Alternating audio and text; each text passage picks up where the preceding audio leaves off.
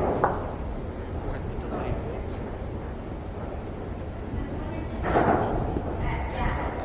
This is the 2019 Championships Shook Neck by Mr. Nathan Gerard. Nice to meet you after a couple of years.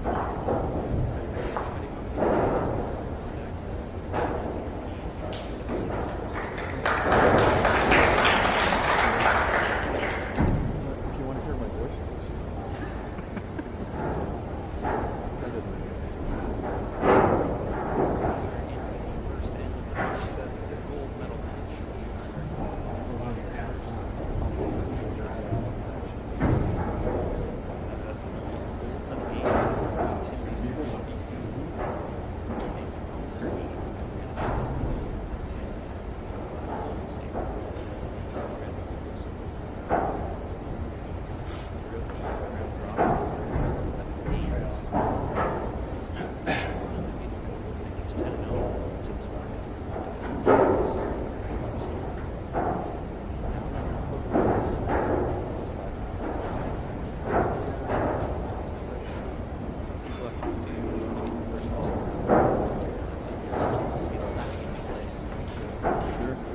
before we get too far, I got it straight around the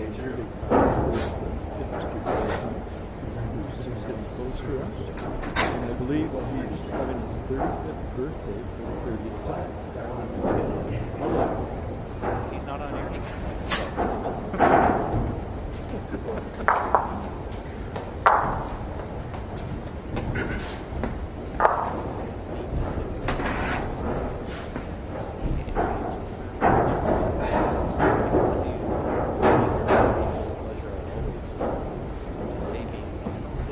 house is packed, and I love it. It is going to be rowdy. So, starting off here, Tim picked up a singular on the first end. So it is 2 9-end sets. The difference being here now that if it ever becomes mathematically impossible, then we can just end the set and continue on. There's no need to finish it in the round robin. They actually had to finish it all the way. Yeah, Tim's a very, I'm probably sure that you brought it up before, but he's quick on the mat. Yes. Which I really like that. Yeah, wasting no time. Claire, I can see you're sorting out the sound issues. Just out of curiosity, does anybody else have any sound issues on your end? I'll do my best to crank the volume here. We're just about at max, but let me know if sound is coming through fine. Please and thanks. So end number 2 here. And we started looking at some of the bowls, and Mr. Jerome Kirby, we broadcast one of his games earlier, and he said that he bought these Aerodynamic. Yeah. Aerodynamic. He bought them specifically for this event. So in Manitoba, they don't have a facility quite like this, and so he uses a different bowl outdoors. But indoors here, he bought a new set. Yeah. Thank you for confirming, Mr. Steve Santana. Hope you're doing well. Say hi to the wife and kids for me. You think you can talk Jerome into buying me a set too? I mean, you might need to be out there, and maybe you have to have a wager on a game saying if I beat you, you buy me a set. I don't know if he's nice enough to just buy you one just for kicks, but you can ask him. I can't speak for him. Well, it's a nice shot here. Oh, here's a beautiful one, yeah. Resting on Tim and flopping in behind too. Beautiful. I had the pleasure of talking to Tim earlier this morning when the women were playing their game, and Tim is, of course, using Drake's Pride Professional 5s, I think. Yeah, Tim is, yeah. So he was telling me that for these finals, and they do this for the provincial sometimes too, the rink centers have changed. So if anybody's been watching all week, you can tell that this is sort of 4.5 is the center line here now. And they don't often get played on, so they're actually, according to Tim, a little bit wonkier than some of the other rinks, just because they don't get as much usage. Yeah. So this is kind of interesting. It's new territory. Yeah, but I think it kind of gives a fairly level playing field because people here that know the inside outs of everything of all the rinks, now they've got to just learn as they go. Or practice on it. Or practice on it, that's right. Someone told me that over on the women's side, Bobby Jean was actually here early in the morning. So throughout this week, we've been flip-flopping between men and women. So the men will have the early games one day, and then they'll have the afternoon games the next. But regardless of when the women played, Bobby Jean was showing up at 7:30 anyway, even if her game didn't start till 1. And she was practicing, and someone said she was actually practicing on these center lines here, getting used to it already. So kudos to her, and the confidence that you have to go and practice on rinks you're not even using that week. Yeah, for sure. Is impressive. Looks like Tim's giving up 2 here. So Jerome's holding a couple and coming down to take a look, but I'm not quite sure what he's looking at. Nothing's really changed. Still lots of things to rest against behind there. Those 3 bulls make it kind of a nice wall to just draw down to and find a friend. Yeah. I see it's Joanna Cooper's up 2-0 after the first end. She's playing Jane Robinson. Yeah, Jane Robinson, Battle of Alberta over there in the women's bronze medal match. Yeah. Oh, is one of them from Edmonton?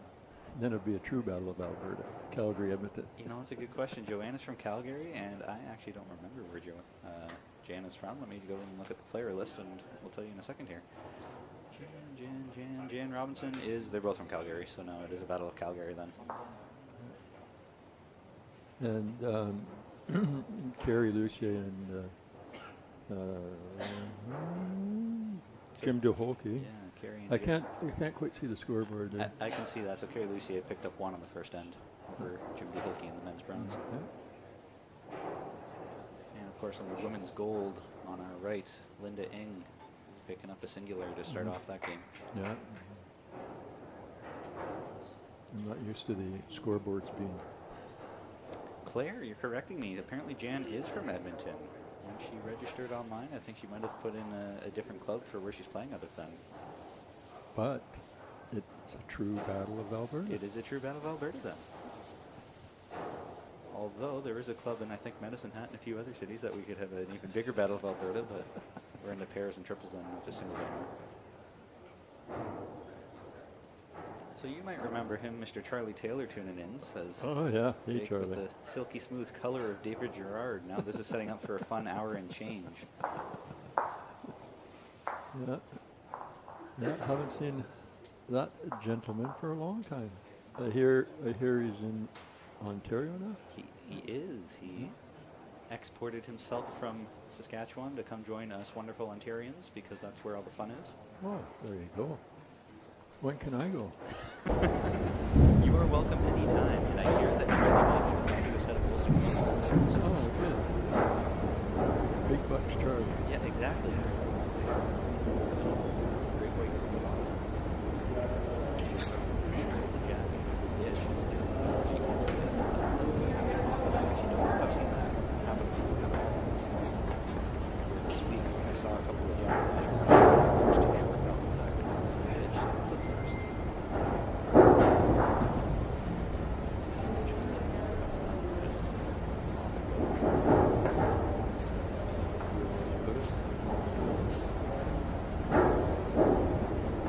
If you watch me, you see a few guys. We're out of bounds. It's backwards over the top. So this was interesting this morning. We had one women's game to start the morning, one women's game before we got into the finals. And it was tight on the women's side. All of those games were super important. It was like a 3 per second on one point, so crucial to see. We're going to be getting into the finals, and then for the men's side, it was also crucial because Jerome being 10-0 was guaranteed to get gold, but Carrie and Tim had the same record, so their games were 1 and 6. So all eyes are sort of going back and forth, seeing who's who and what's going on.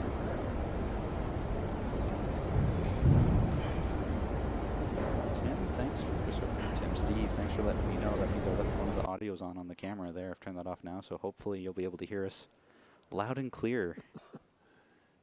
Just minor teething problems. So Jerome starting off with a banger, front resting toucher. As everybody knows, front resting toucher is clearly not as good as a back resting toucher, but that's okay. Tim's coming in with some weight. Oh, Good hit. shot. Let's watch that again on our instant replay device here. I'm not sure if he's holding, huh? Instant replay coming in. Bing, bang, boom. Everything but the kitchen sink, but it works. Yeah. Nice shot. We're getting a lot of folks tuning in here. We got Terry O'Neill coming in from Nova Scotia. We got Mr. Bobby Law from who knows what province he's in these days. Used to be Manitoba, then Alberta, then Nova Scotia. Next up, North Pole, so, you know, wherever he's at. Also, the whole Dyslexic Society saying hi to Steve, Mateo, and Brendan. I'm not sure who that is, but welcome to the show. Oh, Steve Santana. Yeah, Steve Santana's here. Yeah, well, he's watching with the kids. Yeah, Mateo and Brendan are his children, I think. Yeah. I'm not sure who the whole Dyslexic Society is, but they're saying hi to him and the kids, so shout out to them. And, of course, Bill McCollum from Ontario tuning in once more. You've been here almost every game this week. Welcome back. If you don't know what dyslexic means, does that mean you're dyslexic? Philosophical questions with David Gerard. I better put my bowling hat on here. Ah, it's Sue Hall. All right, nice to have you with us, Sue. Got a measurement. Yeah, over on the women's side here, we've got Mr. Dudley Knox down here on his knees doing a good measure between one green bowl of Linda Ing and one red bowl of Bobby Jean Charlton. Big thanks to Dudley Knox and the whole umpire crew this week for doing what they do. It's been some long hours, long days, starting at 8:30 and here till 6, but it's been a good week, as always. Yeah. So Jerome came up well narrow there. It looks to me like that's a measure, and Tim's going to do the finger dance to see who's third. Yeah. But I'm suspecting he might be looking to play a little bit of weight and pick Jerome's, because if he picks Jerome's, he could be lying a few. Yeah, and for the ladies' gold medal match, Linda picked up a point there. So it's 2-0 after 2 ends for Linda over Bobby Charlton.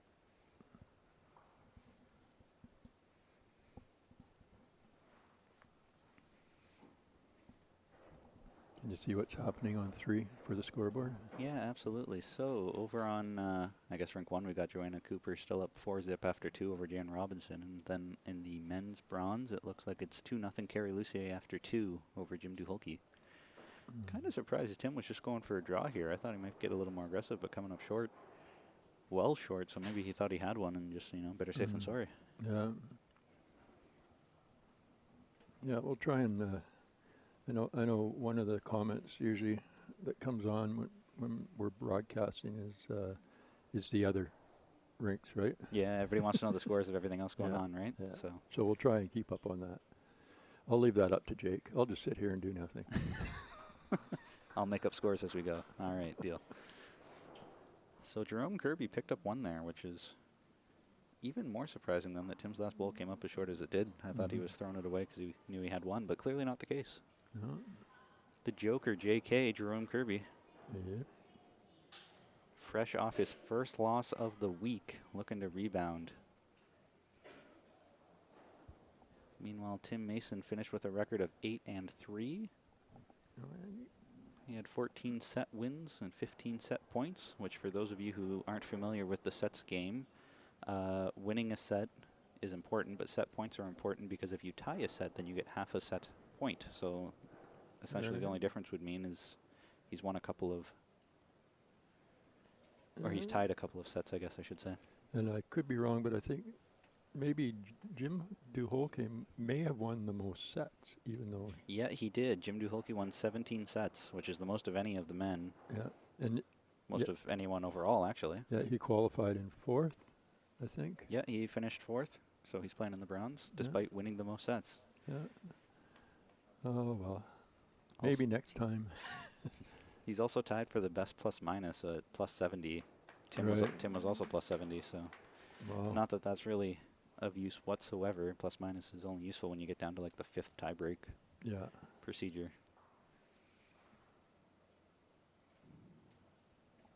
So stretching things out here, playing T to T. It is understandably quite loose. Can't quite see Jerome's first bowl, but it's just to the left of the marker's left leg there. You can see the bottom left of your screen, so you're not going to see his bowl, but it is back there, so he has played 2. No, what I've noticed is a lot of they're playing almost tee to tee, really long jacks. Um, I like short jacks, but when you're against a really good bowler, I think you might get into a bit of trouble. Yeah, because they'll just knock you out, run some drive shots. Good afternoon, Agnes, tuning in from Kitchener-Waterloo area of Ontario. And to anybody else who's out there, feel free to let us know in the chat who you are, where you're from. Nice to have you with us.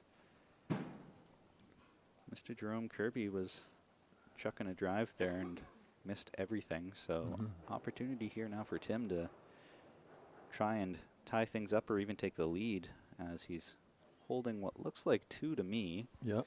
And probably a third one coming in here now. For sure, 2 now. Yep.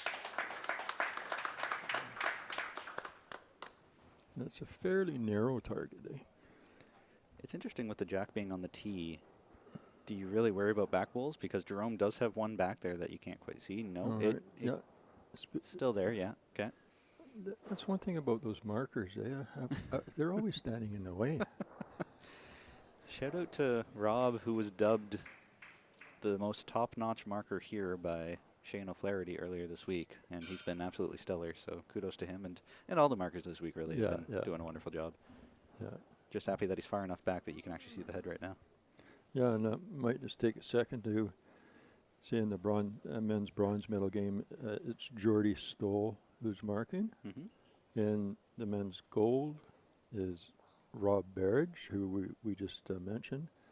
The women's gold is Anita Lee. And the women's bronze is Jenny Sue. So thank you very much, markers. Wonderful, thank you. While you were listing out all the markers' names, Jerome just slid between Tim's shot and second shot bowl, playing a little bit aggressive. And so he missed everything. So now there's a pretty big chance here for Tim to score 3, maybe even 4. So I'm not quite sure if his third bowl right now is counting. If it is, it's an easy draw. If it's not, I don't know if he would care enough to try and punch out Jerome's bowl. It's probably easier to just draw and take the 3.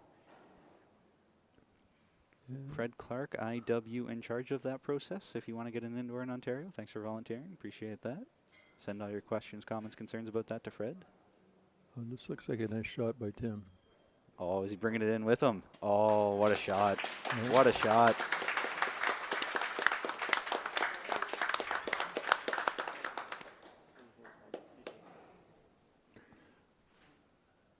I think, I'm trying to remember if it was the Canadian finals or the provincials years back. I think it was the Canadian that Tim kept drawing to the same place.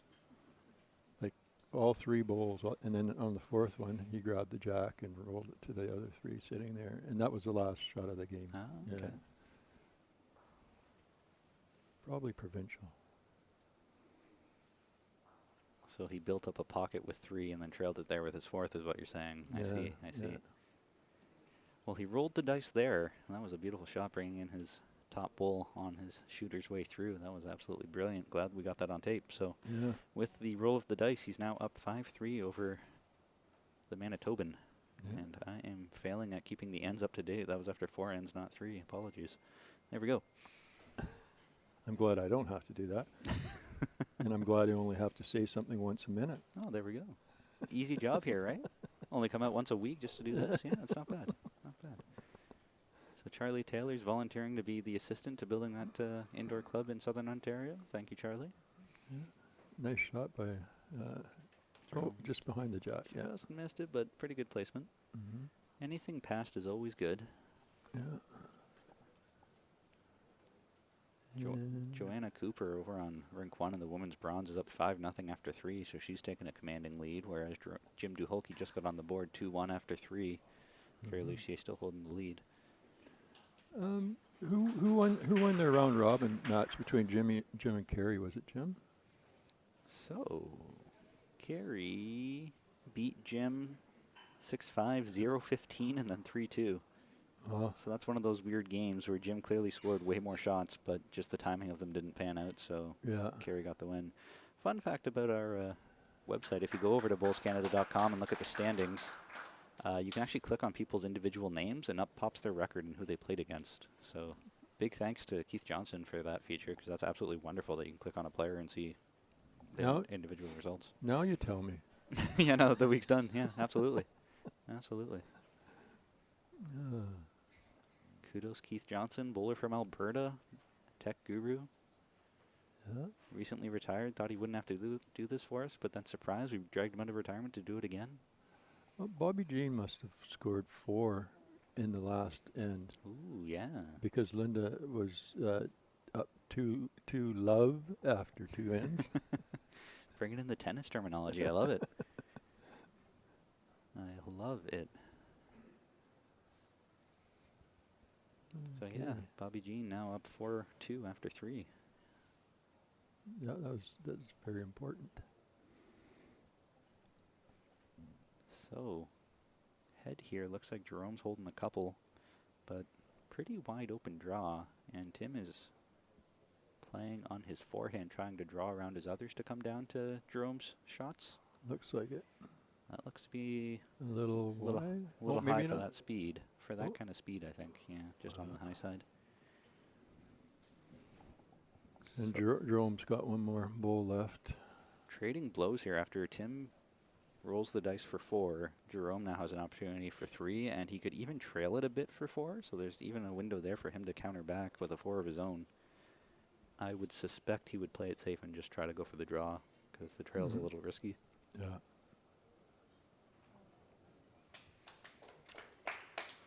Mr. Santana, you are correct. It is interesting the jack length choices the last 2 ends by each after winning the previous end. So we saw Jerome stretched it out to play T to T, basically, and Tim decided not to. Yeah, and there's, I don't know. Someone told me the other day that when if you throw your jack out of bounds or whatever, and the next person almost must move the mat, is what it sounded like. Or should I don't believe in that. Oh, no? No, not at all. You think you because you're still going to throw your length where the mat is, eh? Or what's your thought on that?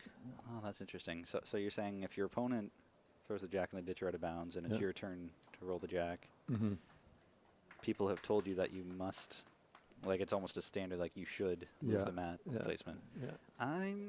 So this is where I guess it comes down to my personal style of play. Right. I'm the type where I would have a game plan against someone. Ideally, I've scouted them out a little bit, and I know that they like short ends or they like long ends or whatever. And so I have in my head already where I want it to be, and there's a good chance I'm not playing at the tee. I honestly despise having the mat at the tee because it's always played there and it's boring. So I tend to have the mat up halfway or to the hog all the way, and so that's probably like a 98% chance whoever I'm playing isn't going to have it there. So regardless of whether I get the mat or not, I'm moving it back to where I like to have it. Yeah. But to your point, though, if you don't have that game plan, if you play wherever, then just roll the jack your normal length, and if you can't play, then no, just kidding. But yeah, no, it's I don't know. We'll see what people say about that. Maybe they can make a comment. Well, we do have one comment here from Shane. He says, some guy named David said I had to comment on what a good-looking co-commentator you have today. Fortunately, the cameras aren't turned in our direction. Yeah, not yet. Didn't want to break anything today. So, Stevie Santana, you're saying we'll see what Jerome decides to do after this end. So, he is going right back to his T-to-T placement. So, this seems to be the strategy Jerome's going with, is every time he gets the mat, we're playing full-length T-to-T, which is kind of surprising to me, given that Jerome is from Manitoba, not from here. I would have expected that from BC native folks who play on this all the time, who might be used to T-to-T, but from out-of-towners, I would not have expected that to be your go-to length. I like short on the surface because you have to be right on, and sometimes short to the tee to the ditch. Oh, so like mat at the hog, jack on the tee. Yeah, okay, yeah. But that leaves you open for people to run the jack into the ditch. But I was talking about this yesterday with Eric at a lot of the international events, PBA, stuff like that. When they play tiebreakers, it doesn't matter what the score is, it's just ends. You have to win 2 out of 3 ends. And so because the score doesn't matter, you get more exciting shots of people trying to put Jack in the ditch, because if you lose the end, it doesn't matter whether it's 1 or 4, which I think I'm kind of a fan of from a spectator point of view. I would much rather see people first bowl in the tiebreak end, just let's go Jack in the ditch. Yeah. And you're referring to Eric Gallipo? I am referring to Eric Gallipo, correct. Yes, I should have clarified. One of the players here this week. Yeah. Eric's a great guy. Young stuff from Ontario. And his dad, Rob's, always hanging out. Mm-hmm. Yeah. Mm-hmm. It's neat. So game at hand here, bit of a looser end than we've seen so far, which is kind of to be expected when you're playing T to T, that things start to get a little bit looser. Yeah. I can't quite tell who shot there, whether it's Jerome or whether it's Tim. I think it's Jerome. Far but enough away. 1 bowl left to come for both players. Nothing more than a draw here, just trying to get your draw weight down. Whoever can lock it on first, there's a cluster up front that you're not likely going to be able to drive at. So kind of almost like a curling game here right now, where you've got the guards in front and draw after. Yeah. But they've got good green on those shots, eh? Mm-hmm. Make up for the difference in length.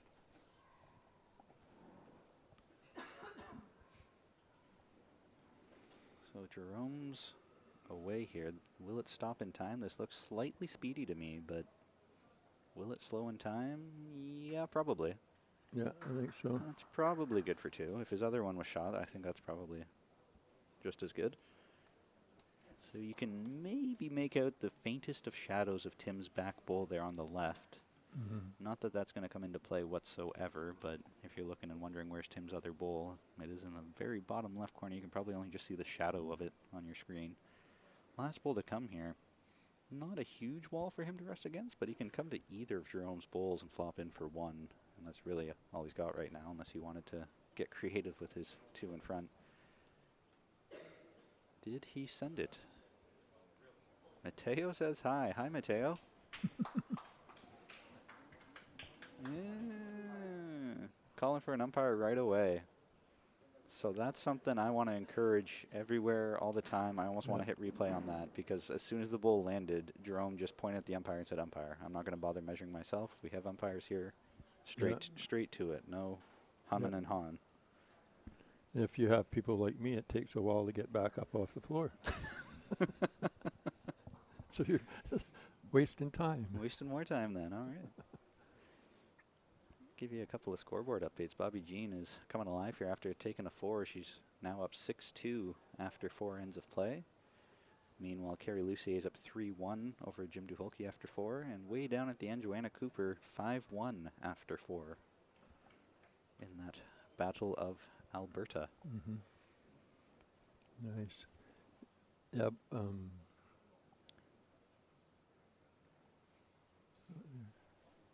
Sorry. I had something to say, I think. It'll come back to you. That's okay. We got time to kill here as the umpire's measuring, going back and forth. We got the wedges. Oh, I know what I was going to say. Bobby James really turned it around, but she was I'm just going to say semi-pro golfer or something like that. And so she's got a lot of really good mental, fortuity. She knows how to sort of block things out. And I think that really helps her game. But she does have the physical, presence as well. It's funny you say that, because I was talking to Mr. John Spears earlier this week during one of the games about the mental side, and how for competition coaches we're now adding basic mental skills as a course that you have to take. So if you're going to be coaching someone, you need to know how to help them on things like focus and goal setting and attention span and stuff like that. But if she was a pro golfer, I can see a lot of similarities on the mental side between golf and bowls, just because you're out there by yourself most of the time. You have to learn how to focus and refocus, and it can be a long, draining day out in the sun, out in the heat by yourself. Yeah, and if you've been golfing for a while, and I don't know why she isn't now. It could be she's just done with it or whatever, but to get into another sport like this is really good. Yeah. Transfers over kind of nicely. Yeah. Kathy Selzler past board member for Bulls Canada. Nice to have you on the stream. I remember Kathy. She was from the same club as me. I'm assuming you're wondering what's happening with the women's game, just score-wise. I went through that not 2 minutes ago, but we'll do it again. That Bobby Jean Charlton's up 6-2 over Linda Ng after 4 in the gold. And over in the bronze, Joanna Cooper's up 5-2 over Jan Robinson after 5. Yeah, I haven't, unfortunately, I'm sort of coming in dark here. I haven't watched really anything. But I seem to remember that it's Jan Robinson? It is Jan Robinson, yeah. yeah. Seeing her bowl in the past, Mm-hmm. she's a bit of a tough cookie. She just stays in there, and stays in there. She's one of my favorite bowlers to watch because she always has her hands in her pockets when she's standing behind the green, but whenever she's running down the green, and she's very athletic and active, and she'll chase her bowl a lot, and her hair just goes blowing behind her in the wind. Yeah. And it's funny to watch her chase her bowls. I absolutely love it. And Keith Johnson, our web scoring guru, is saying it's funny. There's also a hockey battle of Alberta tonight between Calgary and Edmonton. So I wonder if this will be any foreshadowing this game versus the hockey game tonight. My money's on Alberta, I'll tell you that. Okay. 3-2. Did you mention that? I don't know if I mentioned the men's bronze. So Kerry Lucier is up 3-2 over Jim Duholke after 5. Game in hand here. Tim has got a couple of nice ones. Very interesting head here. Yeah. This is the loosest head by far that we've seen, and I'm not sure why.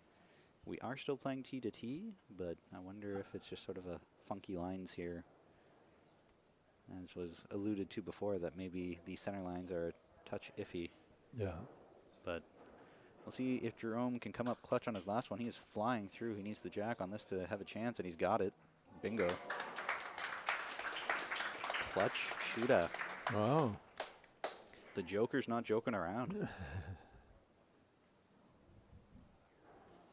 Paul and Owen, shout out to your uncle/brother.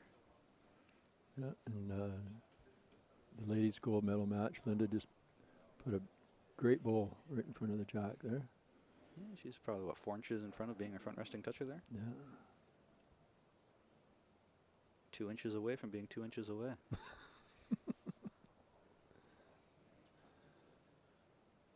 I was going to get into the square root there, but I've forgotten. Turn this game into a more complicated mathematical science than it needs to be. I love it. Let's do it. That's the new market we should break into, all the physicists and get all the great minds. yeah, rocket scientists out here. How's Timmy doing here? He needs a friend. Needs a friend. You got it. Nope. Not No? quite. Not quite. Oh, You okay. can see on the screen here, he almost got his onto Jerome's, but got the other edge of it. So I believe that's going to be 2 more to Mr. Jerome. So that was rough. Being a 2-point game, if Jerome's able to pick up 2 here, he's really stretching that lead in the first set. Yeah. That is an interesting emoji, Paul. I'm not quite sure. Is that sort of like the hands together, shaking it next to your head is a high five? I'm not quite sure. That's interesting. Anywho, back to the game at hand. We'll see if Jerome, after picking up 2 more, 9-5, 2 ends to go, if he'll just keep playing T to T, because even though that was a very loose-looking head to begin with, He got the points. Yeah, worked out in his favor. So doesn't have to be pretty; just needs to work.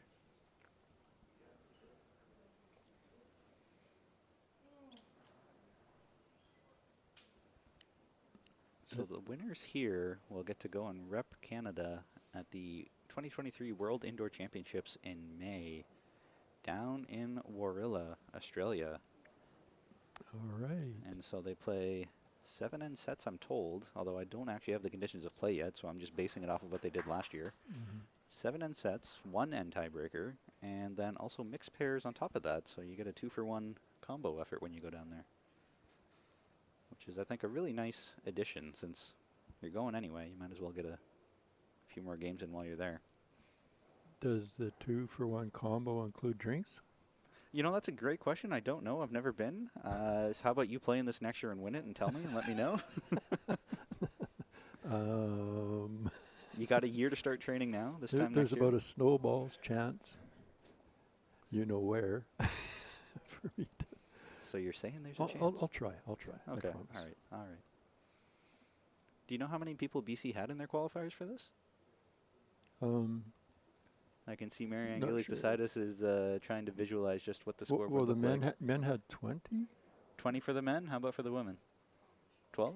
Yeah. So 12 women, 20 men. That's by far the most of any province, that's for sure. Yeah, the group I was in had Jim Duholke and Tim Mason in it, and Tim came in first place and Jim came in third, maybe? I can't remember.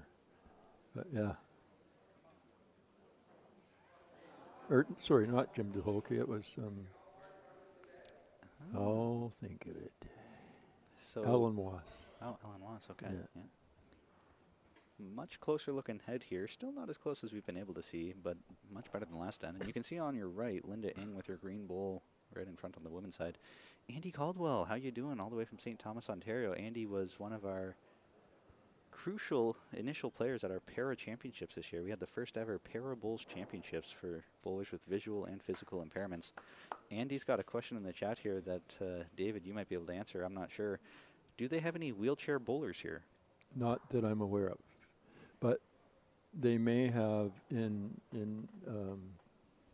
some of the clubs. I'm not. Yeah, that's a good question. Really good question. I know some people are trying to go towards those Sticks, sticks, the yeah. bowling arms? Yeah. It's funny you asked that, Andy. I'm not sure if you remember what the PIBC looks like, because I'm pretty sure you've been here before. Over on the right of rink 6 here, it's just off camera, you can't see it, but they actually do have the ramps going back and forth, so you can get down to the playing level if you're in a wheelchair, so it is accessible. Mm-hmm. But I also don't really know how they would get on the green. You would need some sort of a ramp device, which every club should be getting ramps anyway, so that's nothing new, but... And probably special rubber or wheels for the carpet, yeah. So that is something we're looking into. So this year at our para championships, they used trellis, like, I don't even know how to describe it other than just trellis, but like lattice that they put on the greens that the wheelchairs were on, and there was absolutely no damage whatsoever to the greens, and that was outdoor grass. So I would assume something similar would probably work here, and it's really just anything to spread out the touch points to reduce the PSI load of the tires. But you're right that customized tires would be the preferred option to go. Super wide. So, rink here looks like there's probably 3 to Jerome right now. Yeah, it looks close. Close, could be. So Andy, you got a good memory. So that's what made me ask, is I remember the ramp. So yeah, this year at our para championships, we had 2 participants using wheelchairs, and it was quite the creative problem solving to try to figure out how we can get people in wheelchairs playing against people not in wheelchairs, because they had similar levels of impairment. So Andy being one of those players, it was interesting to see how we could find a solution to still let them play. No. Ooh, Tim just missing on trail on the jack. Because that was the 8th end, he did need to count there to keep his hopes alive. So since he did not, this set is done. Over, yeah. And there is no need to keep playing. I wish they did that all the time. And everyone says you have to have the points for a tiebreaker, but it would make the game much quicker. It sure would, and I'm with you 100% on that front. I think that it is frustrating to have to play when you know it's mathematically impossible. Right. I should reset the ends here to just a singular. And the -1 next to Jerome's name does actually mean he has won a set, not that he has a -1 handicap. Looking down, Joanna Cooper up 9-2 over Jan Robinson after 6. Carrie Lucier up 5-2 over Jim Duholke after 6. And Bobby Jean Charlton up 6-5 over Linda Ing after 6. So that's a doozy of a game going on over there on our right.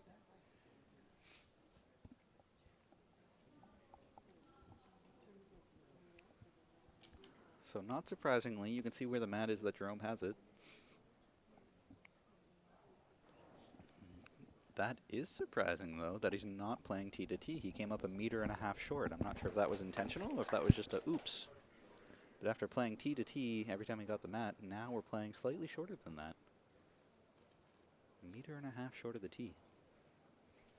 I was just talking to Marianne Gillis, and she said that she doesn't think that presently we have wheelchair bowlers in BC, possibly. Okay. But definitely vision impaired. Yes, I know that there's a pretty big base of visually impaired bowlers, both at Qualicum on the island and then even the mainland. I think there are some clubs that have visually impaired bowlers as well. Right. But I'm actually wondering what.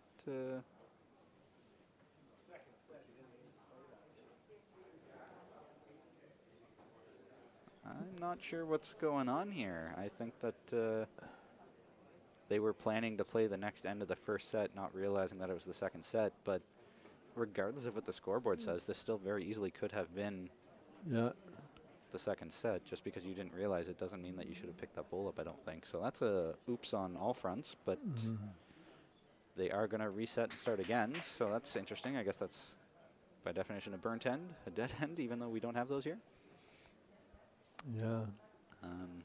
To go back to the wheelchair bowlers, though, I did have a couple of questions from some BC clubs asking what are they required to do, what can they do to accommodate wheelchair bowlers. I'm trying to remember, it might have been the Sydney club that reached out asking. So I wouldn't be surprised if there are a couple in BC. We just might not know for sure where they are, because when you sign up to play at a club, you don't typically say next to your name that, yes, I'm...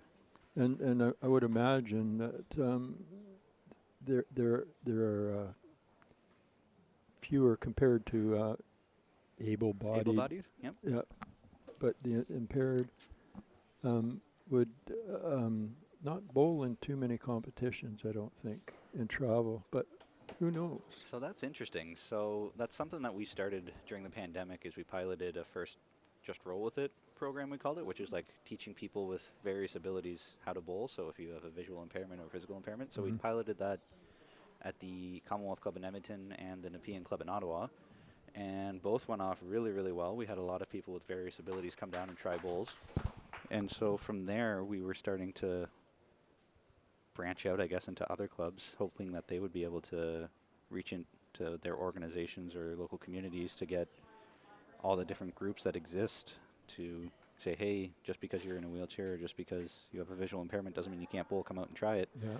And we learned at our first para championships that there's actually a lot of bowlers who currently just play with the able-bodied in their clubs and don't have their own separate leagues. But I believe the Stanley Park Club in Calgary might have their own separate league going on for the physically impaired, maybe even the visually impaired. I'm not quite sure what their club has, but they might have enough numbers to have their own separate league, which is unique and interesting. And I'm excited to learn more about that. Yeah, that'd be great. Game at hand here, though. It looks like now that we are starting the second set after a kind of a fluke burnt end, Jerome got another kick at rolling the jack, and he ended up rolling it only 6 inches from the tee. So I'm going to assume he was trying to play tee to tee before and just sort of slipped.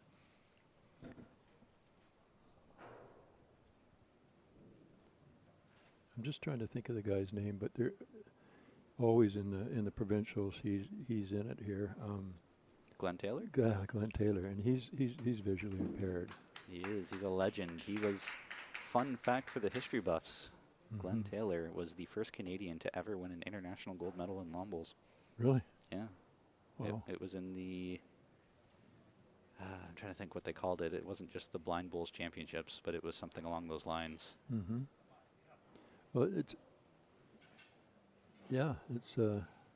a good thing. I guess that means Glenn's older than 20, right? I don't know how old he is, but I'm going to assume that you are correct on that front, and I'm not going to try to guess anything more than that. I'm surprised Glenn hasn't chimed in yet. Yeah, he is usually keen to be watching bowls. He may be at his local curling club or something, I don't know. Yeah. Great guy. So Tim's got 3 short bowls, can't quite find the length here on the second set. Jerome's currently holding a couple, and you can see his arm as he's waving it around and squatting down, trying to urge it on. That should be good for 3 with 1 bowl left here to come for Tim. Still a wide open draw, really. I don't see a whole lot of targets or anything else to play at. So just a draw to either cut down or draw it clean. You've got a good foot to draw, I would suggest.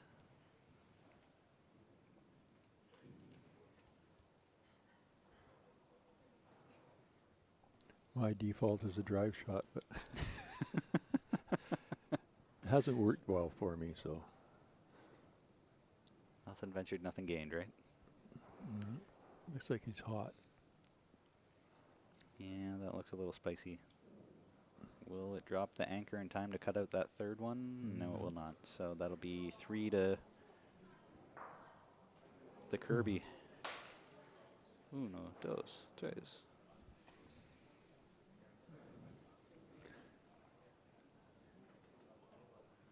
Looking over at other scoreboards, it still shows 9 to 3 Joanna Cooper over Jan Robinson after 7. So it's not quite mathematically impossible, but it's getting there. Yeah. So Joanna's on her way to winning the first set in the bronze. And then over in the men's bronze, Kerry Lucier up 7-2 after 7 against Jim Duholke. So again, not mathematically impossible, but it's looking like Kerry's going to win that first set. Yeah. But, well, it can be a good thing and a bad thing, but what can be a great thing is that you have 2 sets. Mm-hmm. You can fall flat in your face in one set and peel yourself off the carpet and then have another. Have a really good set and then tie break. I love how you phrase that. Very descriptive, very imaginative. Yeah, and it's only bowling. And it's only bowling, that's right.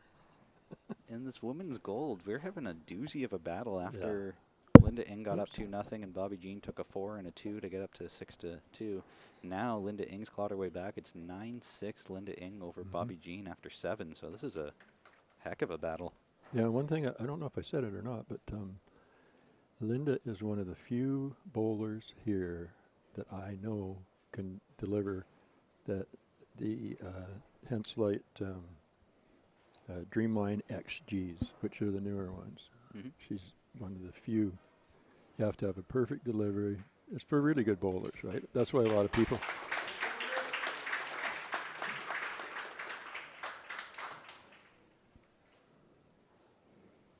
Yeah.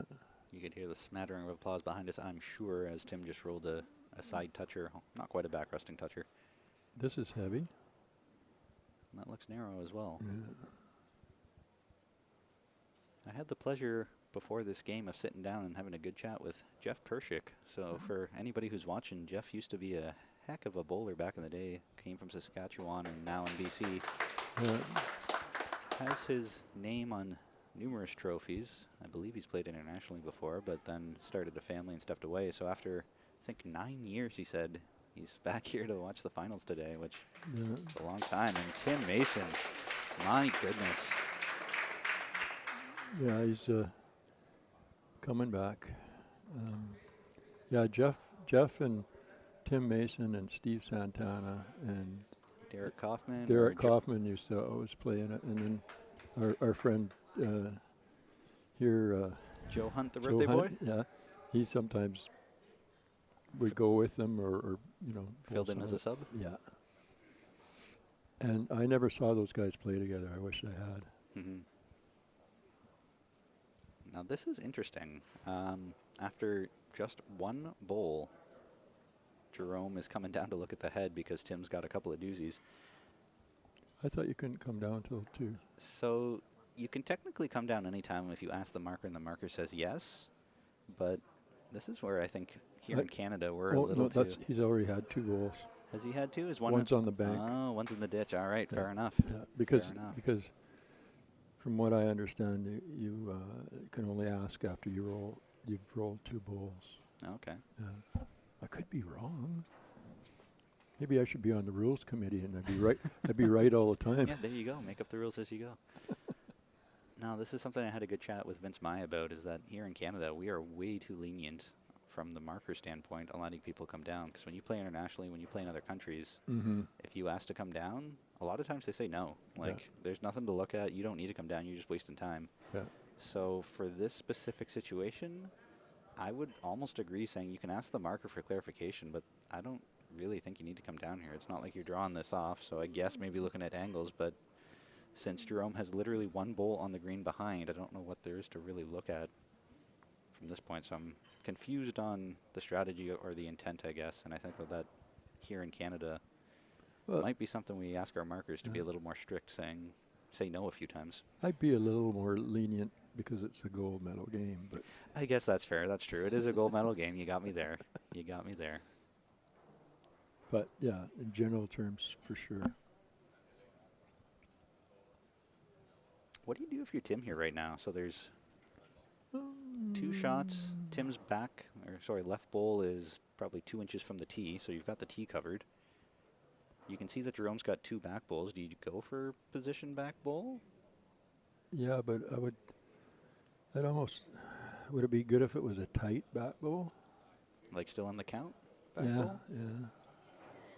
I would almost maybe try to roll his left bowl through so that way it's a smaller target, because right now that looks like a 2 bowl wide target. If he can roll his through and cut it down to 1. Or if he sits on Jerome's red, would be perfect. And that's probably what he's going for. Look at that.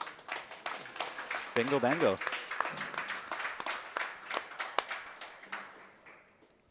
Not too shabby.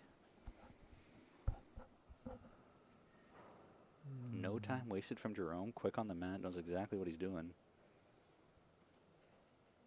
This could be in the ballpark if it's going to finish in time, but it's staying high.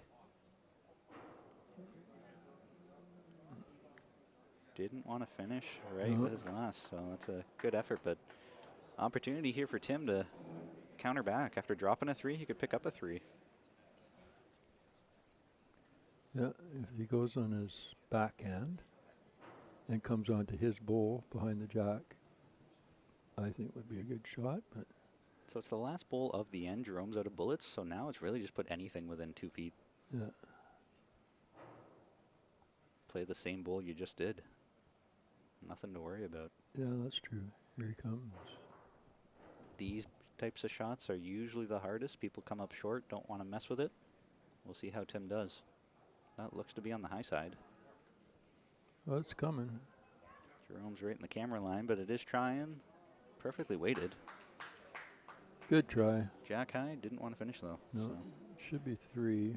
played it safe. Nothing to worry about there. So 3 would tie things up.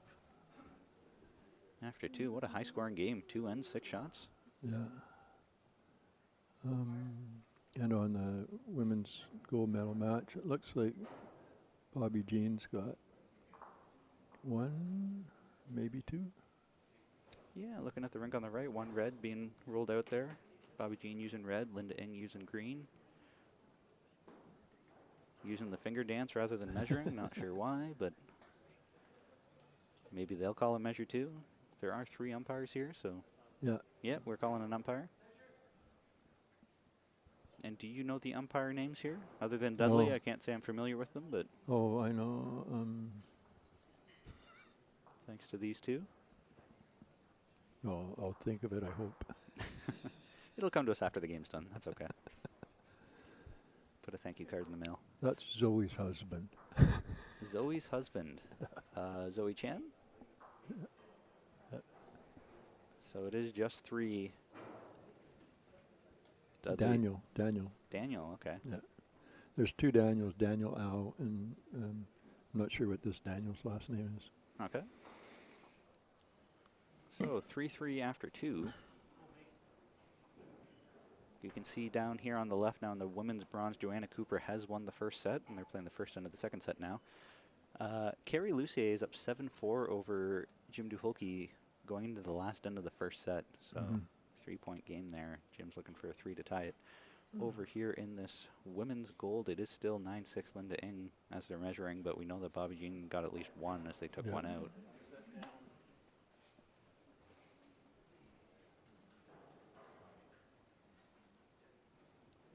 Jack Robertson, I'm guessing you're saying way to go, Tim, instead of what to go, Tim?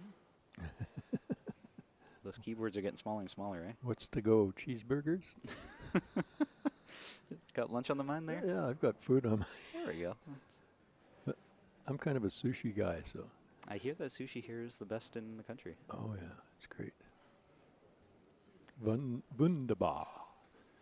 Okay, that's Chester. The umpire that's down at the far end Down there. at the other end is Chester? Yeah. Yeah, I got 2 of them. There we go. Bingo bango. Must have at least 6 here or something. Can never have too many, right? No, that's true. So Tim's first bowl is probably 2 feet short and a foot narrow.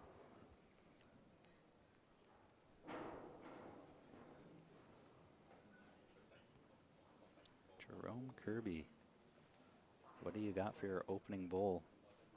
3-3 after 2. It's almost like we didn't even need to play those first 2 ends of the second set. We're starting again. Yeah. Battle of 7 ends or less. So Tim won the last end, right? He did. He picked up a 3. And he's got the mat now. Yeah, so he's got the mat probably 2 meters from the tee. Looks like it's on that second dot, and boom. So that's a real important thing in this game, I think. Absolutely. Jack length distance. I'm surprised he's not bringing it up further, to be honest, because we know that Jerome is playing tee to tee. So knowing that, I'm surprised he doesn't have the mat way up or just play a short jack, you know, do the exact opposite of what Jerome's doing. But far be it from me to criticize when Tim just rolled a toucher. Jerome's figured it out, though. Here's an even better toucher. Yeah. Yeah, I agree with you on the mat placement. Tim's really good at all lengths, but especially when he's playing me. But he's good at minimum to mid. Really good in that area. Oh. Well, now that you can see it on your camera, Jerome was holding shot before that anyway, so that didn't really change much other than making his second shot slightly further away, but it does give him a better position now.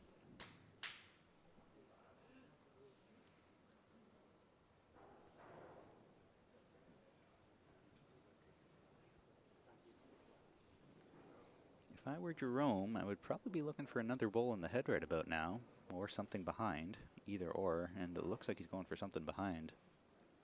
Yeah. Nope, No, never mind. That died stayed quickly.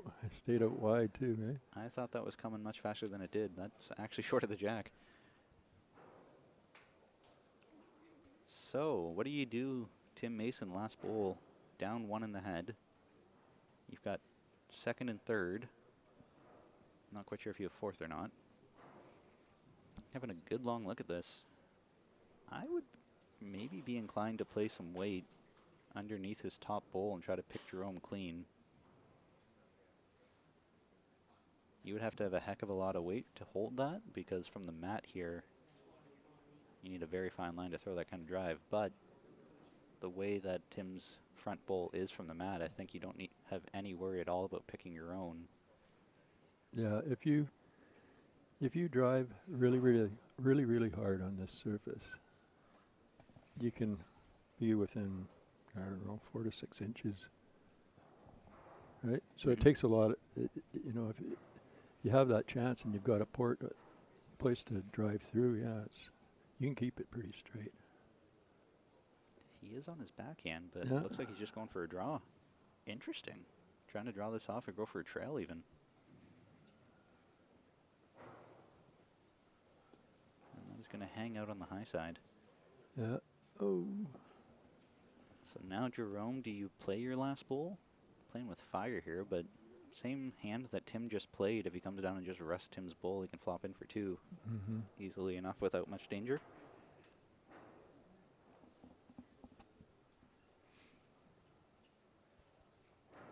Jerome, of course, has won our outdoor singles before, so he's played at the Champ of Champs before and now looking to punch his ticket through to the World Indoor. That'd be a great accomplishment for him. There aren't too many people that have won both indoor and outdoor singles. I'm sure there is a decent enough list, but it's not super long. No. And so Jerome is steering well clear of this, just chucking it down. Not quite sure if that was just a wasted bowl at that point. Usually when you roll your bowl, if you're not trying to get it, you try to have a purpose for it. So whether it's get back to the tee or draw within a mat length of the ditch or whatever. But What I like doing is if instead of, you know, declaring sometimes, I would draw on, say, my forehand, and the ditch is on my forehand. but I would put the wrong bias on it on purpose. Intentionally throw a wrong bias. I love it. Love it. It gets people, oh, what's he doing? So Sue's asking, where is the World Indoor? It is in Warilla in 2023. So the Warilla Bowls Club is in Australia. New in 2021, I want to say. They started a collaboration, I guess, with the IIBC, International Indoor Bowls Council, where it alternates every other year. So now it flip-flops. Every other year it's in Warilla, and every other year that it's not in Warilla, it's somewhere in the UK. I don't think it's a set club in the UK. Might be Scotland, might be England, might be somewhere else. But this upcoming year, 2023, it's in Australia at Warilla. 2024, it'll be back somewhere in the UK. That's interesting that Jerome threw that jack. Yeah, that's very different from what we just saw, and clearly threw Tim for a loop. Look at that. It's less than a mid-length. Yeah, this is a short end. So Linda Ng has taken the first set over Bobby Jean Charlton. Bobby Jean was going for a jack in the ditch on the last bowl and just missed it. How about over there? Carrie Lucier just took the first set over Jim Duholke. And over in the women's bronze, Jan Robinson up 1-0 in the second set. Although Joanna Cooper did take the first set. Yeah, but that's Jan hanging in there, yeah? Mm-hmm. Not giving up without a fight. No. That's a nice wing bowl that Jerome just placed there. You can just wiggle inside of that, almost get a double if you were playing weight.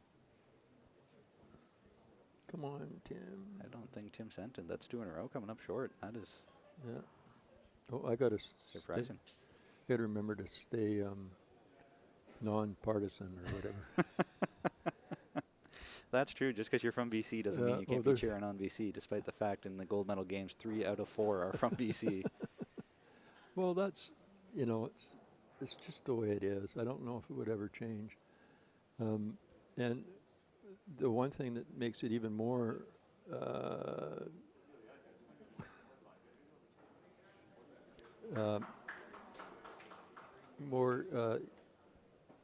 better for the BC players this year is the fact that we had the singles right before. Usually we have the singles in the springtime. Oh, okay. So they're fresh off of the qualifier coming into this. Okay. Yeah. Interesting. And I think when they did it to the springtime, it probably leveled the field a little bit. Everybody's warmed up from playing all year? Yeah. Yeah. Playing at the indoor all year? So Jerome's holding 3. Tim's third bowl to come. I would expect... He's got 2 bowls. 2 bowls to come, yeah. His third one coming. I would expect maybe a touch of weight. Yeah. And yeah, he is looking over at Linda, wants to make sure he's got nothing in his peripherals before he rolls his bowl here. Playing on his forehand, or sorry, on his backhand. I mean, that is an interesting choice. Yeah, with a bit of weight. In the ballpark. Got his own. Oh. Kind of want to watch that again. Not the result he was hoping for, but... Well, it's opened it up a bit.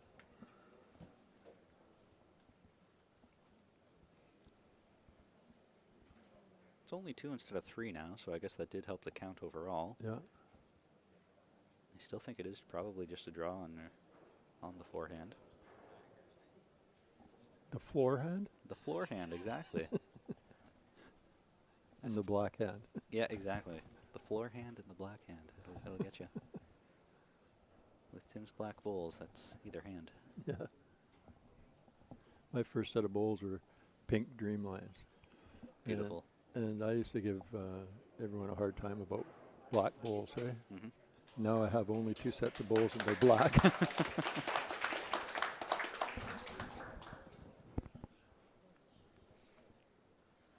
I can see our view count is steadily climbing, so for those of you who are just tuning in, feel free to pop in the chat who you are, where you're from. I'm always curious to see who's tuning in from where. Here in the second set of the gold medal game, the 2022 Canadian Indoor Singles Championships, the final championship of the year. Yeah, everyone's on their second set now, eh? Mm-hmm. Tim's playing some weight here again, and he's got nothing. Oh, So that'll be a deuce to Jerome.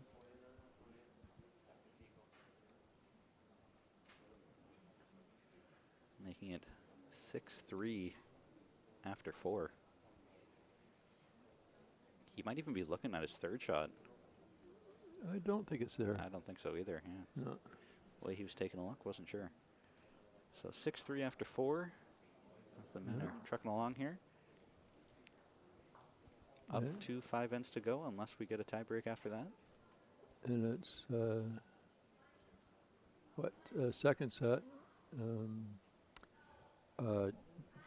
Jan is ahead of Joanna, Mm-hmm. 2-0. Mm-hmm. And second end, right? I can't see that. They've played 2 ends, yeah, so they're in their third now. What about the men's? I So- wish they'd move that post. It's always in the way, right? Yeah. Kerry Luce is up 2-0 after the first end, so he's Okay. scored a pair. And he also won. He also won the first set, that's Yeah. right. That is correct. Hey, by the time this is over, we might have it figured out, eh? Yeah, maybe. Maybe. Just in time to change the rules and head home. So you commented before how Jerome changed the length. Instead of playing tee to tee, he played a fairly short mat. Here again now, the mat is up 1, 2, probably 3 dots from the tee. It's on the third dot, so that's 1, 2, 3 meters from the tee. Mm-hmm. And the jack is just over a meter short of the tee, so this is probably a little bit longer than what he played last end. Mm-hmm. Yeah, it is. It's about 2 meters longer, I think. So he's changing things up here. I wonder if that's intentional, if he's actually thinking about it. It could be. But the thing is that I know that Tim is he adjusts well, normally. Jerome. Yeah, What a bowl. Years ago, Tim went to the Commonwealth Games, Mm-hmm. represented Canada. Back in 14. Yeah. I recall that. You're the encyclopedia here. Well, the only reason I know that is because I was trying to get on that team as well, so I played against him at a training camp in Florida. Oh, okay. Tim with a good shot, but I don't know if that's going to be good enough. No.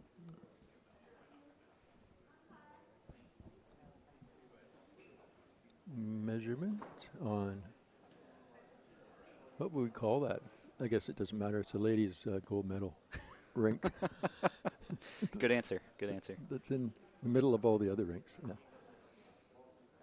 Jerome flopping in. I don't think that's going to be good enough for second, so that'll be a third shot. But Tim's coming down to take a look and see just what's what. Despite what looked like a good bowl, Tim's last bowl, and there was a smattering of applause here, when we see this on the camera angle, it doesn't actually look like he shot. So it looked like a good bowl from the mat, but not that it was a bad bowl, but it didn't get the result down here. Everybody thought, oh, yeah, Tim shot, but I don't think he is. No, it's not. It's usually the side bowl that's closest when they're sort of in the same line. Do the shadows have any impact on you here? Because no, I can don't. I I can don't see even on the notice camera them. that there's shadows on the bowl. So looking at like who's shot, and who's not. I don't even notice them really, but the lights can be bothersome at times, and it's the lights that's causing the shadows too.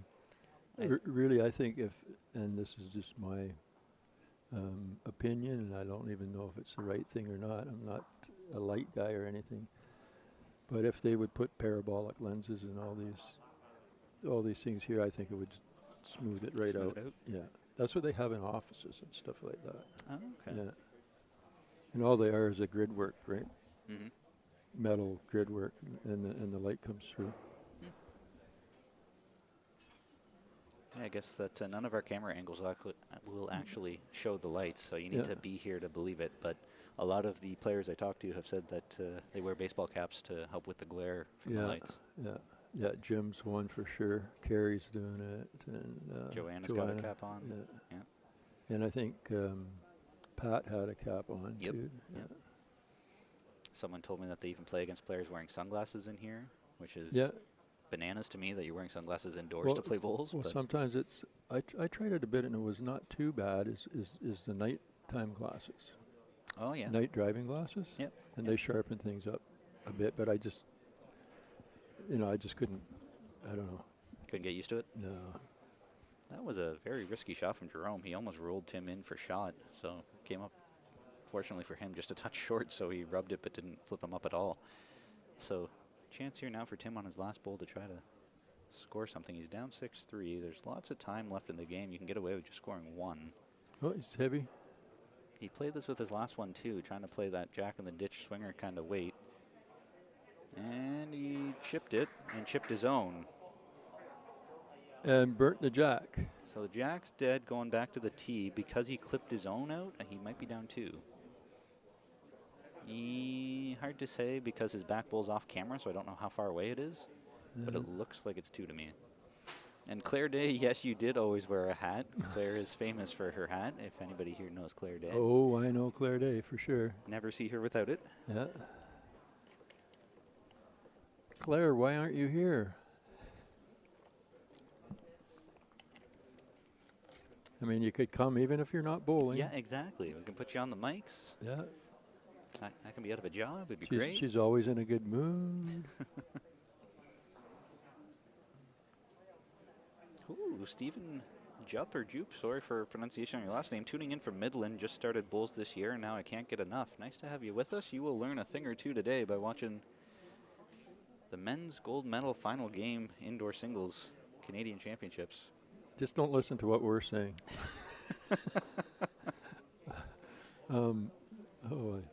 Oh, wait, I had a thought again, but it's... Over in the gold medal game for the women, Linda Ings up 3-zip after the first end. Claire Day is wearing a hat in Sun City, so. You know what's really interesting is I've watched the jack on this rink, and once it gets about 2/3 of the way down or something like that, it just curls off like that. To curl, so it's a slightly less than level But end. oh, I know what I want to say. I want to make one thing very, very clear. Is I do tend to get a little bit, what's the word for it? When I say things about, the lights and all that kind of stuff, it's just me saying it. But a lot of people think that I'm Being serious and and really, trying to say, everything's bad. It's not the case. tongue in cheek. Yep.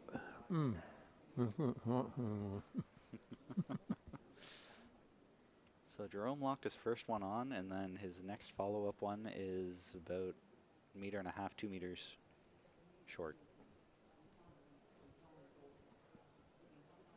5-point game, 4 ends left.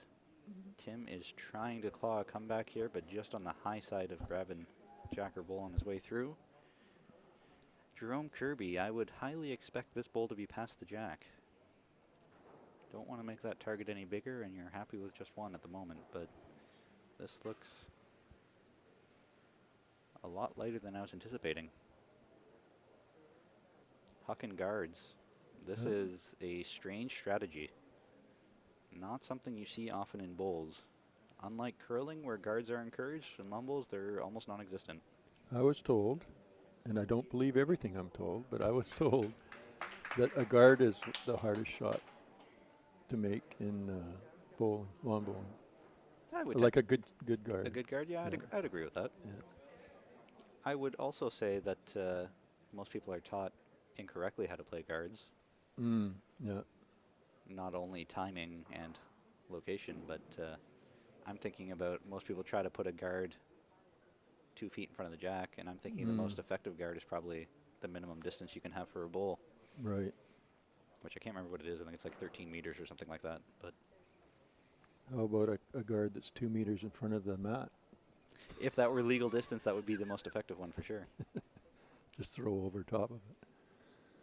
Okay, enough of that. Yes, so the ladies' gold medal game. Linda is in front in the second set. She won the first set 3-0 after the first end. And again, coming up short here, Jerome. This is surprising. I guess now with that great wall out front, it's going to be hard to pick it, but very strange to put one bull on the jack and then 3 guards afterwards. That is a strange strategy I don't see often. Well, if it works, it works. Yeah, I guess. I mean, there's not a whole lot to drive at here for Tim now, so it's fair. But unique. Oh, yeah, for sure. Oh, Dwayne and Bev are watching from the Valley of Fire. I don't know where that is, but that sounds delightful. It does. Valley of Fire. And Tim's on the Is high that side. would that be in Hawaii, or would it be in Iceland? Or I'm guessing it's somewhere in the southern states. let us know. Yeah. Bev is, I believe, sisters of Jan Robinson. Oh, so okay. Tuning in. Unfortunately, we are not streaming the women's bronze medal game at the moment, but Yeah. we can give you an update on their score once the score marker, I guess, is done flipping. 3-3 after 4. Ah, Cam, I would agree with you. He should have played the most exciting shot in the game, which is to the tee. Cam is known for despising respot. Playing to the tee, he used as a wasted bowl, so. I used to love it when we played indoor, and there was 2 respots. 2, not 3? Well, you got the center one. Yeah. Center one, so Yeah. 3, yeah. Yeah, and the wing ones, and it just made it that much more challenging, right? 'Cause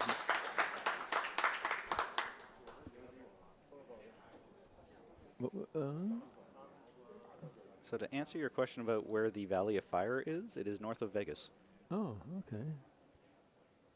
So now we know Dwayne and Bev have been gambling so much that they got kicked out of Vegas.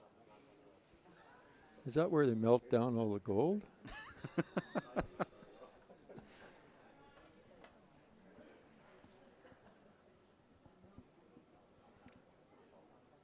So 6-point differential here with 3 ends left in this second set.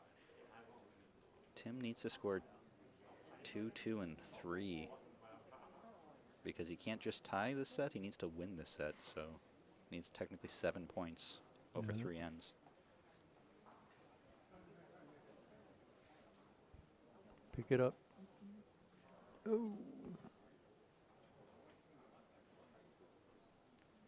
One thing I can say for sure is that there will be a new men's champion this year after Haren Bar 2 won something like 4 years in a row. We will now have somebody else as the men's champion. And Bobby Jean is still looking to defend her title as she won in 2019. Yeah. The last time this event was held. And Jerome's just grabbing the jack on his way through. Women's bronze. Jan Robinson and Joanna Cooper are tied 3-3 after 4. While on the men's side, the men's bronze, Carrie and Jim, are also tied 3-3 after 3. So 1 less end to get the same score. Oh. I'll be back. Alrighty.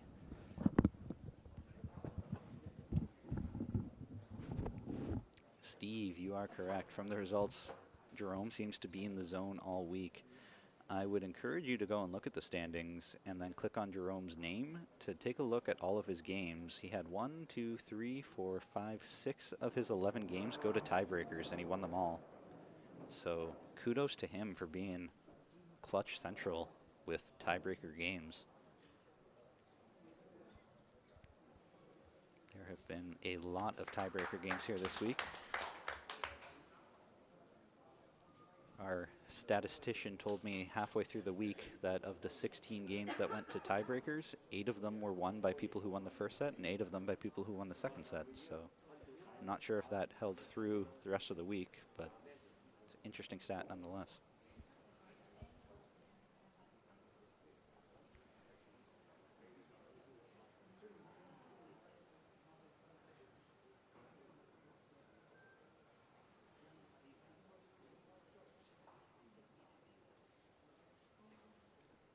Take this opportunity to quickly thank the Government of Canada through Sport Canada for supporting all of our national championships, as well as all of our other sponsors and partners, such as Event Connect, our accommodation supplier, Kukri, our clothing supplier, and Nuthers, our awards supplier.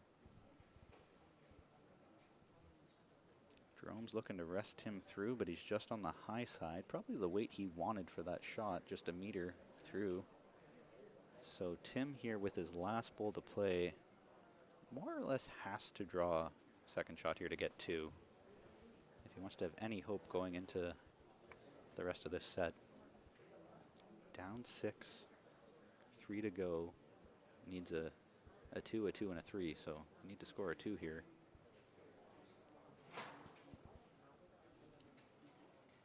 Tim didn't even watch this bowl. As soon as he put it down, he went, picked up the mat, and put it in the slot. And yet, with the flop, it might be. That's a maybe. No, Tim was lying 1. He needed to draw that for 2. Without it, it's going to be very difficult, and I would expect maybe a measure here. The finger dance coming out. Women's goal, Linda Ng up 3-1 after 2 against Bobby Jean. So it was just the 1, not even worth a measure, I guess. So this makes things extra challenging if we're going to see any sort of a tie break coming up, and makes things a little bit easier for Jerome if he's looking to hold off Tim. 5 points and 2 ends. Technically 6 points and 2 ends if you're Tim, because you can't just tie. So that means he needs a 3 and a 3 or a 4 and a 2. Things are getting dicey, and the mat is up. I would say pretty close to the hog, but not quite there. And Jack is just shy of a meter in front of the tee. Yeah, this is a length that Tim definitely likes. He can feast on it. Can feast on it. Yeah, the beast can feast. And look at this. As you said, he can feast on it. Well, he's feasting. Fancy feast. Yeah. He did that to me many times in the provincials. Jerome's looking to put an end to the feasting. This looks a touch spicy. Yeah. Will it grab the jack on its way through? No, it will not. Going right back past the tee. Setting it up, maybe. Oh, there's a nice bowl here by Bobby Jean. Bobby Jean. Nice. Excellent. Clutch. Things are tricky here now for Tim, just based off of the scoreboard too, because as you said, he's feasting. Look at this for consistency. Yeah. My goodness. Beautiful. But because he needs a 3 and a 3 or a 4 and a 2, you can't really worry about positioning right now. No. Is where it's tricky. So normally when you put one on and Jerome's one behind, you're maybe thinking I should probably match his bowl back there and, you know, try and be strategic. Ooh, but you can't this could afford do it. something. Jerome Kirby. Oh, just by. Dead on the tee, though. Mm-hmm. Not quite. An inch off. Oh, it'll do. Yeah, he's got it covered anyway. Tim's going to maybe chase this down. He's halfway. Yeah, he's going to walk it down. And Come then on. stop. Come on to the red. Come on He's to trying. the red. Look at this. Oh. Oh. And yet, that's actually a really good placement for a bowl. Yeah. Splits up Jerome's. So Jack in the ditch only gets Jerome 1 instead of 2. But I guess at this point in the game, you can't even be thinking about that. If Jerome makes it, it's game. So got to try to score as many as you can here. How close is Jerome? His last one was sliding by. This looks like it's grabbing something on its way through. Bingo. Bingo. Well played. So I think the shot choice here is pretty obvious for Tim. Mm-hmm. For those of you watching, Tim needs... He can just tap the red out, eh? Yep. So Tim's down 5. He actually needs 6 in order to force a tie break. So since Jerome won the first set, Tim needs to win this set in order to force the tie break. So scoring 5 is not enough. He needs 6. Mm-hmm. With Jerome holding 1 right now, that bowl has got to go, and Tim's shooter basically has to stay. I mean, he could get away with just 2, but then that means he needs 4 going home. So ideally, you want to get 3. I would not be surprised if we see bigger weight here even. Double out those reds. And not huge weight, but enough to get movement on them. So definitely ditch weight would be my guess. As long as you don't grab the jack, eh? That's the thing. That's the kicker. So he needs that red bull to go, but the jack to stay, or at least not move backwards if it moves sideways. And he is playing on the backhand, which is and a little weight. probably the smart move. Grab it, And grab got it. Wow. Watch this again. Here we go. Off the one, onto the other. Thank you very much. But the tough part with that is right now he's only holding 2. So that's where things are tricky. Yeah, and Kirby's got one more bowl to go. Even if Kirby chucks it nowhere, Or sorry. it means that Tim would need to get 4 going home. Mm-hmm.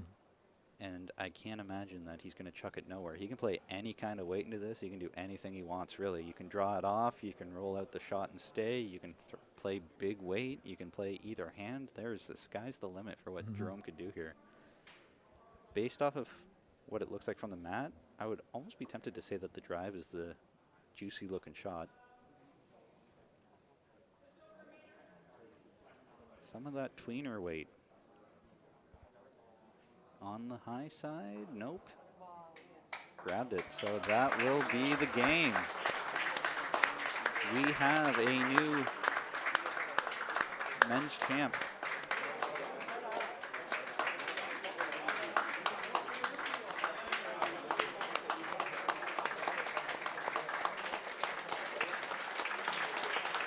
I think Jerome was a little unsure there, whether he had the game or not. Great shot from Jerome. So because that makes it 9-5, the most that Tim could have got would be 4 to tie the set, which isn't enough. So that means Jerome Kirby is the 2022 men's indoor singles champion.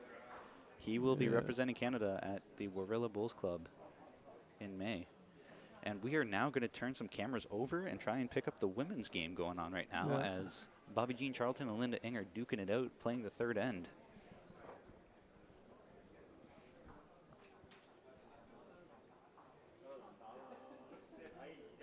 I'm going to leave it at that camera for now as I go down and move the other one. Okay. Do you want me to give you the directions? Oh, I get to say anything I want now because Jake's not here. But I'll try and keep it normal. Okay, and ladies' gold medal game after 3 ends, second set. It's 3-2 for Linda Ing, and she won the first set. Nice shot by Bobby Charlton. Beautiful.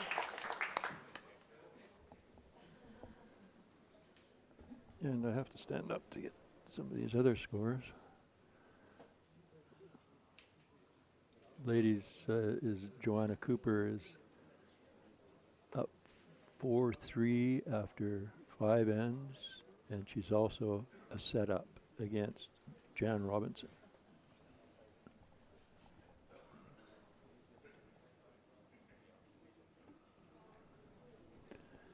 And the men's bronze medal game. Jim Duhoke is up 4-3 against Kerry Lucier, and Kerry won the first set.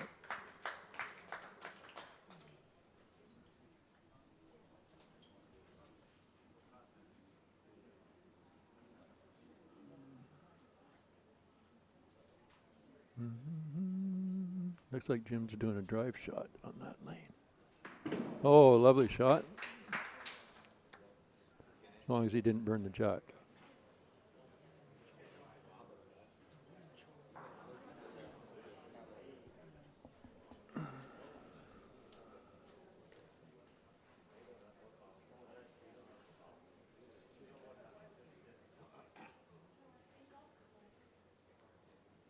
So, ladies gold medal. Bobby's got one just behind.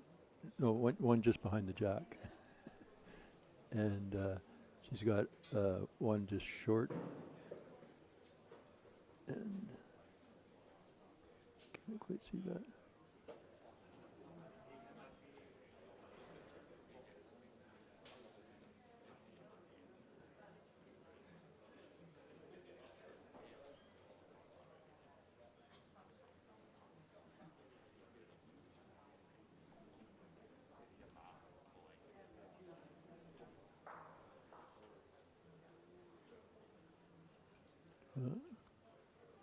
Looks like she's Bobby's holding 2 now.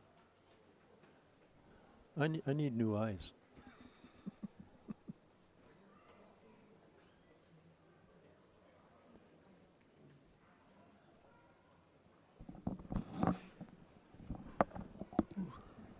I was just saying I need new eyes, a new set of eyes. You know what's ironic about this? What? The other camera just stopped working. After all of that. Yeah. Yikes. That is unfortunate.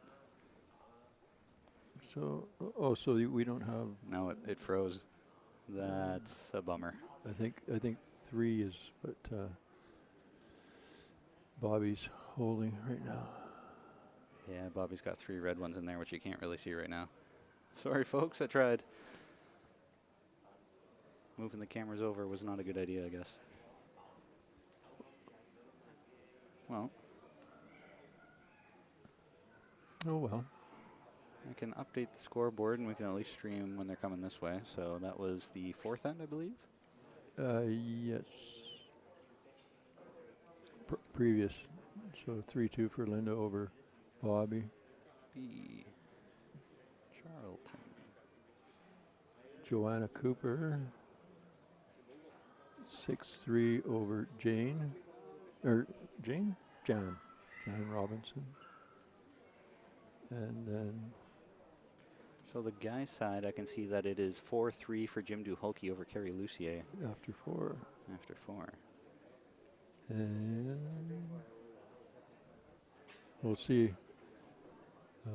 Jordy might, the marker might update the scoreboard there. Yeah, there she goes.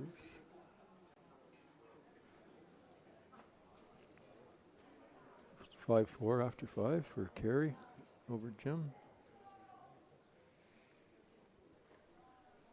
So, game at hand here now in the women's gold. Bobby Jean Charlton looking to defend her crown, but Linda Ng standing in her way after taking the first set.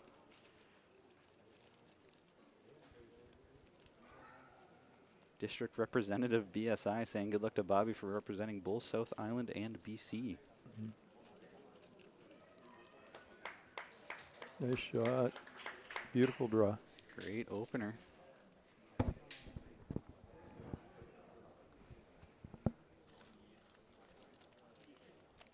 So Bobby Jean using red bowls and Linda Ng with the green ones.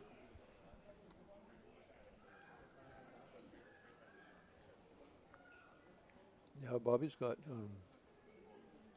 think she's got 2 fairly identical sets of bowls. Oh, can you hear me? Yeah. There we go. Yeah. Loud and clear.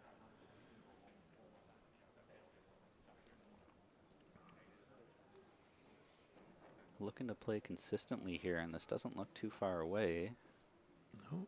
Weight's good, but not finishing as much as before, so holding 2, but second shot's pretty far away. That's a short mat too, eh? Yes, very. It's about minimum, just over minimum, I think. Min-length.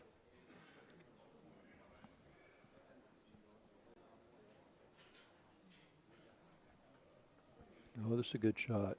Coming in just a touch on the high side. It rolled away though. Probably would have been hoping for just a touch more of a draw so it would come across. Yeah.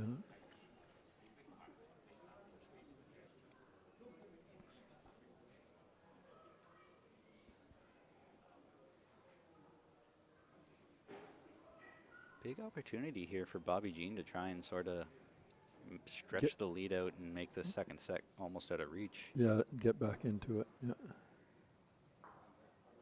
Ooh.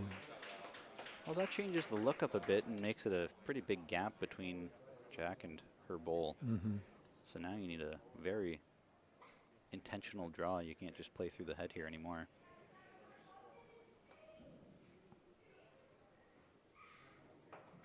Well, she's coming with a bit of weight, I think. Or Yeah. maybe not. No, it does look like she's a little quick to me, like 6 feet through sort of deal. And she did find the hole, so that was what I was worried about. Yeah. That's when I used my Dreamlines, that's the one thing that just drove me up the wall was that kept throwing heavy, and I was trying not to. And but I think when you do that with those bowls, you just haven't rolled them perfectly, so they stay straight, eh? There is something to be said where I've talked to players better than me who will hold the bowl differently in their hand if they want it to go straight, because it'll wobble for the first third of the way down before the bias can actually kick in. Yeah. So not sure if I would recommend trying to learn how to do that, because you're intentionally having a bad delivery more or less, but if it works, it works. I'm trying to figure out how to hold them straight and roll them straight. So it looks like Joanna Cooper, who won the first set, is on her way to trying to win the second set and win the bronze medal. She's up 6-3 after 6. Mm-hmm. And same with Kerry Lucier, won the first set, and he's up 5-4 in this set after 5.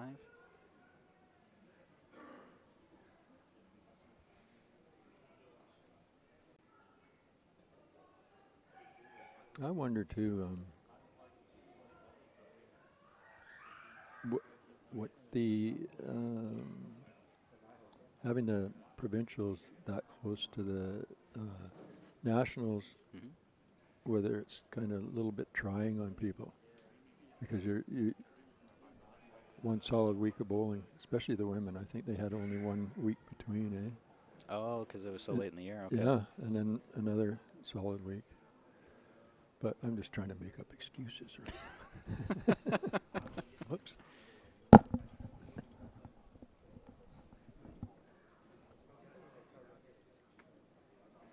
So game at hand here. Bobby Jean holding 3. Linda looking to change that. She has changed her weight dramatically, but it's got on the high side, so that didn't change anything. So that's going to be 3 to BC. Yeah. 1, 2, 3 would make that 8-3 after 5. So that is getting close here. 4 ends to go. 5-point spread. Looks like we could be bound for a tiebreak unless Linda changes things. Yeah. 1, 2. Gee, has there been a tie break today?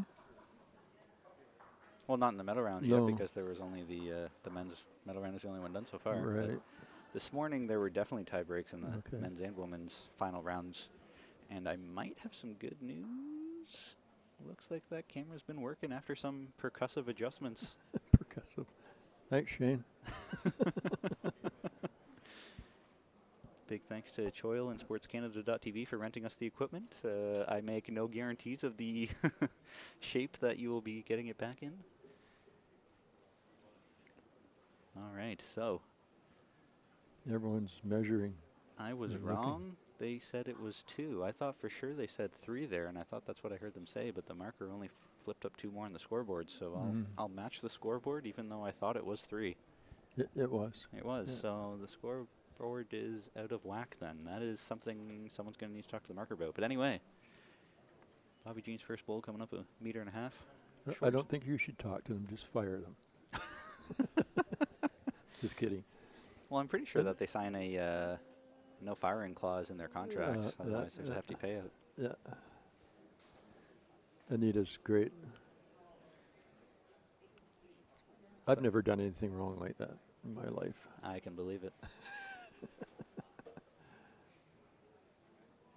This looks like a decent response from Linda. Still short, but less short than Bobby's. Yeah. Light smattering of applause. Jim Duholke looks like he just popped a 3, so he's now up 7-5 after 6 against Kerry Lucy in that bronze medal match. Oh, good. Make a game of it. Not that I'm partisan or anything. yeah. But go, Jim, go. No. You're not cheering for anyone, right? No.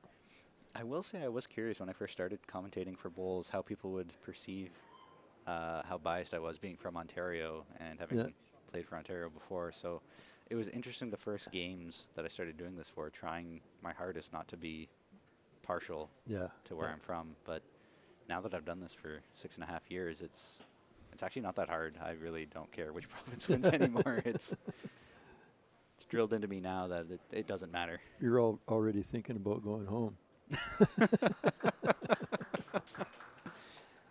Thinking about how I could play in this next year and maybe give Jerome a run for his money. What's the selection process in Ontario? So they have a qualifier. This year I think there were 9 men. There was only the 1 woman, which is why there's only 1 woman here. But they play at an artificial outdoor green. Okay. So this year they played at Menorah, which is in Orangeville, if you know where that is. Yes, actually I do, because there's a, oh, come on. Great bowl from Bobby Jean. Toucha. Toucha, toucha.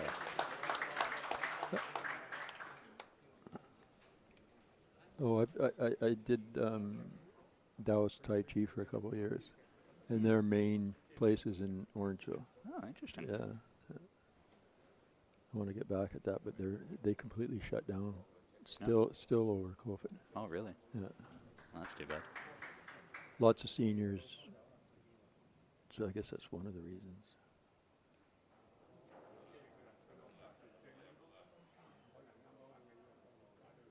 Linda Ing. Linda Ing. Not bad.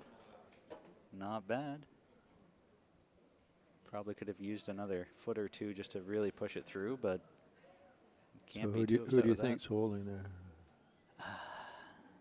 Marker's having a good Yeah. luck. I think it's probably a measure. I would be... Bobby's looks like it might be leaning a touch more, but... Man, that's close. I'm going to say that it almost doesn't really matter who shot right now, as it shouldn't impact Bobby's shot anyway. It's still come down, draw on that hand, trail if you can, inside rub off Linda. That's something that took me a long time to learn, is that it doesn't really matter who shot if it doesn't impact your shot. Right. If you're still playing the same thing anyway, then who cares? Yeah, and same thing with if I figure if I'm drawing on the forehand and there's a bowl kind of blocking me, I'll do it anyhow. Yep. And I'll try and hit the bowl, and I usually miss. I'm serious. Good strategy. Good strategy. But no, there's something to be said about learning how to avoid those short bowls and draw either inside or outside. Yeah, yeah. So Bobby, I'm surprised she switched hands. I don't really know why. Maybe she thinks she shot? But even if she did... She walked up. Even if you think you're shot there, you're leaving the door wide open for Linda to just rub hers and count two. Strange. Yeah. So, is that it? 6-4? 6-4 for Joanna Cooper over Jan Robinson after 7. It looks like they're playing their 8th end, which doesn't make any sense to me based off of the direction they're going. So this must be the 7th. Because you can't kill an end, right? So I don't think that the marker has been used. If you do, you know where it makes sense is that they're not necessarily. You're right. Playing all 9 ends. 9, you're right. So yeah, maybe this is the 8th end. You could be right. Touche. See, I knew I brought you on here for some reason. I knew I was here for some reason too. Keep me in check. Can I go back to sleep? Feed me bananas. Bananas in the hammock. There we go. So, last bowl here for Linda Ing. Last bowl for the end. I think it is very obvious what shot she should be playing.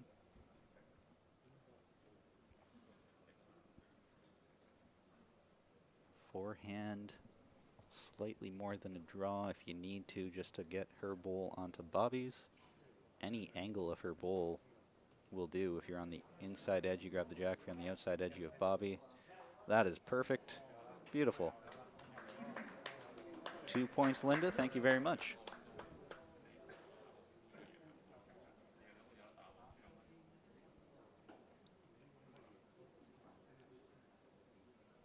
You can see Bobby's kicking out 1, kicking out 2.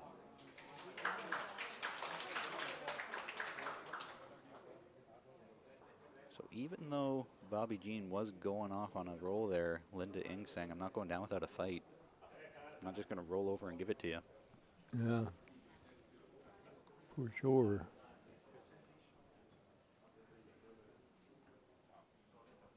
You know, it'd be interesting, and I'm not really volunteering for this, but I just thought about it.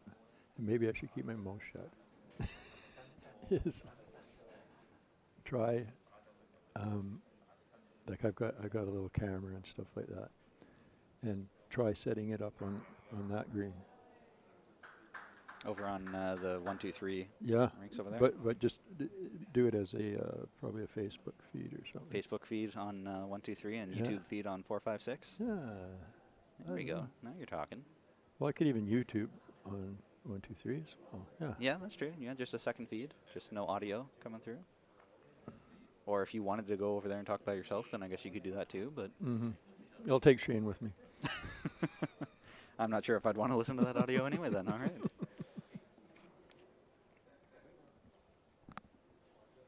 Yeah, and when we say shame, we're referring to our transplanted kiwi. Transplanted kiwi. Yeah. What a way to phrase that. Yeah. It's a pretty good opening bowl here from Linda. It's just shy of jack high, a couple feet narrow.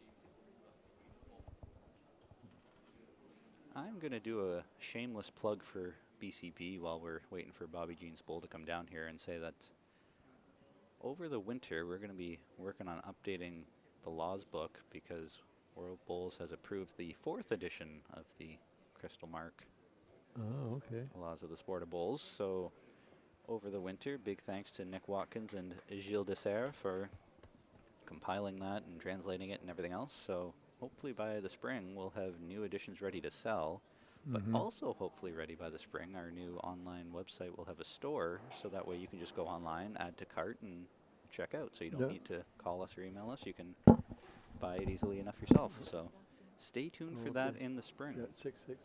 Okay. Ooh. On rink 1, thank you, Marianne. It's 6-6 tie after 8 ends. Joanna Cooper has won the first set. So if Joanna Cooper counts this end, she wins. Yeah. If Jan counts this end, they're into the tiebreak. Yeah. That makes it very easy to understand what's what. But what if neither of them counts? That's true. Equidistance, that's a thing, right? Oh, this close. Just on the inside. And over in the men's bronze, Jim Duholke is up 7-6 over Kerry Lucier after 7, so they're just playing up and back as well.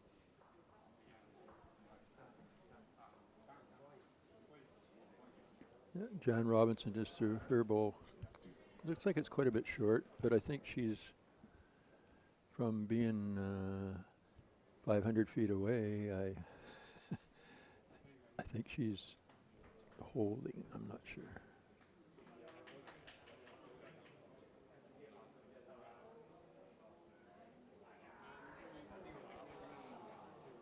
It's a nice draw around. Probably would have been better to grab the inside rub of that red bull, but now the pressure's on for Bobby Jean to get another bull in the head, as right now that one lone red bull looks very easily pickable, pluckable, pushable. Yeah, and anythingable. Joanna Cooper just grabbed the jack.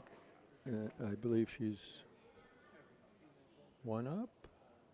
You can kind of make out that game in the very top left corner of your screen. It's probably very faint, very blurry, very far away, but that is the game that we're looking at for the women's bronze over there. And then the men's bronze is slightly closer. They're playing on rink 3.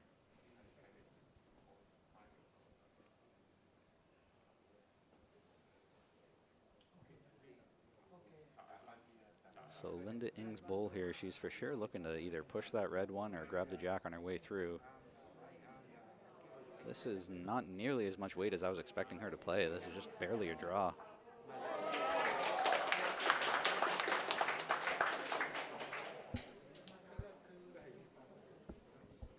Smattering of applause as she rubbed her front one in to make sure it is definitely 1 green. I actually thought it was 1 green before that anyway, so I don't think that really changed much at all. But it does make things a little bit more difficult now for Bobby. Her only shot that I see right now is to just sort of come down off her red and try to like rest her red, wick in, flop in for 1. Not a whole lot of other options here.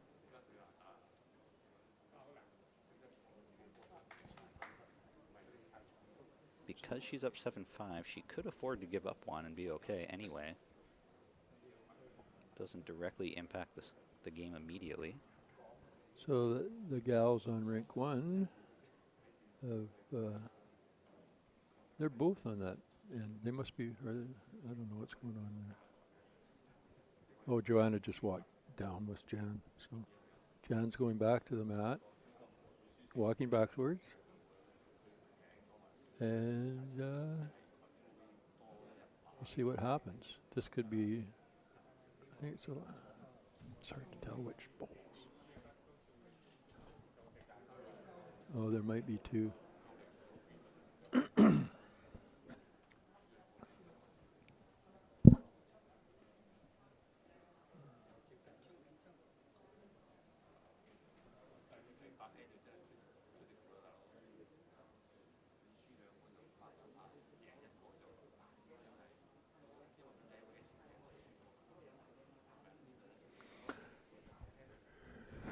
So 1 to Linda Ng Yeah. makes it 7-6, but that's also assuming After 7 ends. that it was only 2 and not 3 a couple ends ago. We thought for sure it was 3 and the marker didn't update the scoreboard properly. So Right. we'll see if her scorecard is any different.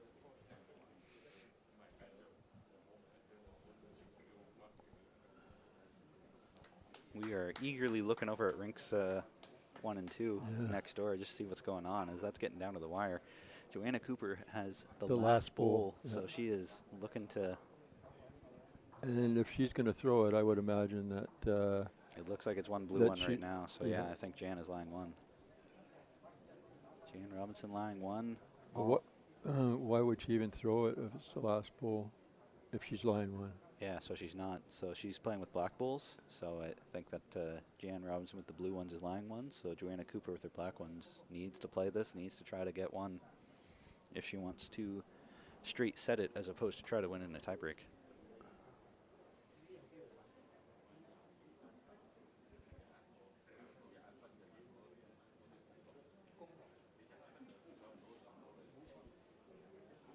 Oh, She is playing it, so she's definitely down 1. Game at hand, Linda Ng's opening bowl. Not a terrible opening bowl.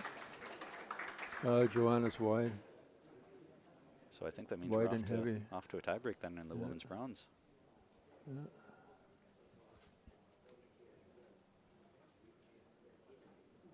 And Jim Duholke, I think, is up 1 at least. Yeah, so Jim Duholke's up 7-6 after 7, but based off of that head right now, it's hard to tell. They're Yeah. far enough away. I don't really know who's counting. I'm thinking he's up 1, but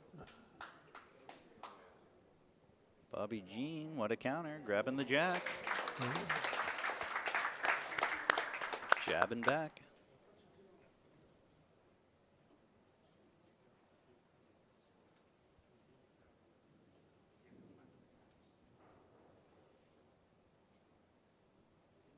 yeah, or tiebreak on rink 1. Yeah, so the women's bronze going to a tiebreaker. Joanna Cooper is placing the mat, so that tells you who won the coin toss, I would assume. Or not. Or the bowl roll. Or the bowl roll, that's right. That's the thing, you never know what they're going to pick, even if you do win the toss. I would assume that. I never have money, so I just roll the bowl.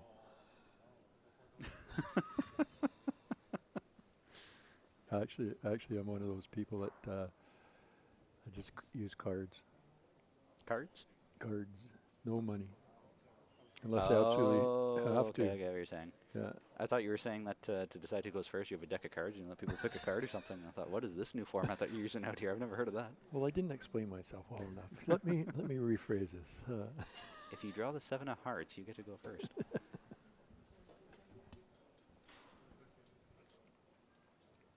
So Bobby Jean's got 1 locked on, 1 behind, and Linda Ng has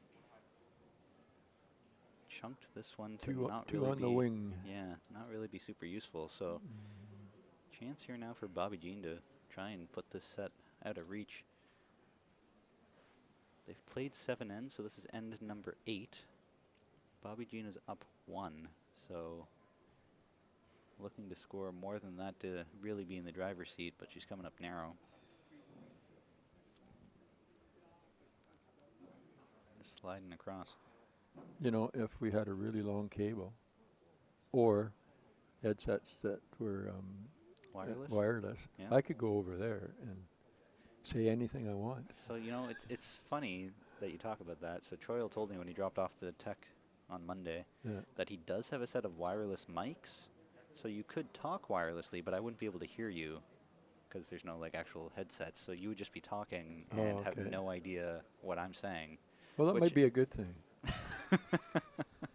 I thought it might be interesting to use that next year and mic up the markers, because when the markers are out there, then they can just talk and talk and talk, and you know, I don't need to hear what they're saying, I guess. But that makes it tricky when you can't hear what the other person's saying. So how do you know you're not talking over each other? Right, right. Yeah, it's got to be. Well, they must have wireless headsets, so. Possibly. What he brought with him was not a wireless headset, so maybe that's a future investment opportunity for his company. But I'm also thinking about how many other sports do you need that for? Because when you're in the broadcast booth for a hockey game or a basketball game, you're just sitting behind a table normally, right? Like you don't need to go far. You can be wired in and it's fine. Right. So in the men's bronze, Jim Duholke's up 10-6 going into the final end of the second set. So Kerry Lucier needs to pop a 4 to tie it and secure the win. Right. Cam, you know, it's funny, Mike the player is back in 2014 playing at the Canadian Junior Championships. CTV came down and actually mic'd me up during one of our games.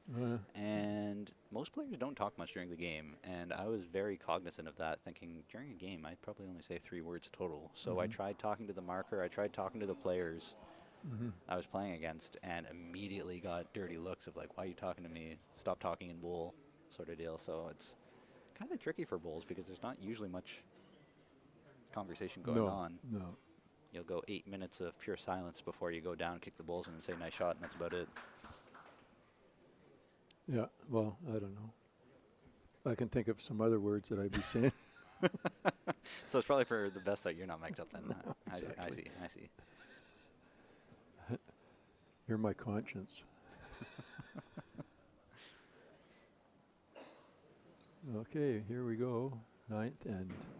So I guess that end way back when was just a 2 and not a 3, so it is 8-6. I thought for sure it would be 9-6 for Bobby, but doesn't really matter. She's got a 2-point lead. Yeah.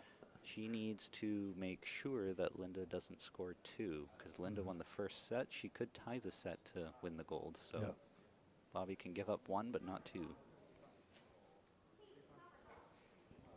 So Cam's volunteering to be mic'd up. It just means we need to be ready on the beeper to beep out everything he says, so that might be tough on the ears.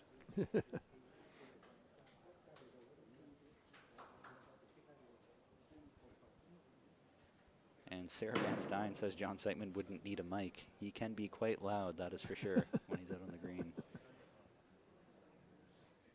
So the men's bronze is off to a tiebreak. I just saw some shiny silver as there's a tossed coin.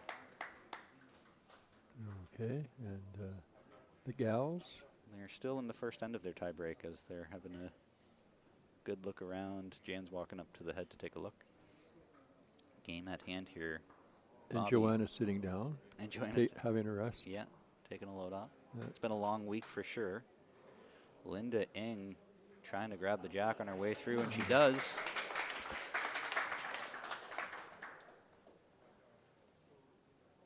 So Linda Ng looks like she plays out of the PIBC is what she clicked off on the registration form. For what club do you play out of? She also plays out of Richmond. Out of Richmond, okay. Yeah. And Bobby Jean plays out of Oak Bay. Yeah, Victoria. Oh, so that's on the island. Okay, Yeah. I didn't know that. I'm not super familiar with BC's clubs. She's really dedicated to the indoor. Because she comes whenever she can, right? Okay. Weekends and stuff. We also have a gal from Seattle who comes and plays and bowls in the wintertime. International. Yeah, and what's her name? I always call her Seattle, so. Everybody who knows her will know who you're talking about, I suppose. Yeah, and but she plays in a lot of fairly high-profile tournaments in the States. Linda Ng coming alive here, my goodness. Yeah. Play into the crowds. Kathy Selzler, you just put in the chat Alex. I'm not sure who you're talking about. Alex Scott, maybe? There's an Alex in Kamloops. He's a very colorful guy. Alex Vandenboss. I'm not sure who that is. Alexis. Yeah, Alex Vandenboss, that's right. Okay. Thank you, Kathy. Not sure who that is, but I guess maybe that'd be a good She's mic'd up the Seattle opportunity. one. Oh, that's the Seattle one. Okay, Yeah. okay. Gotcha. Gotcha, thank you.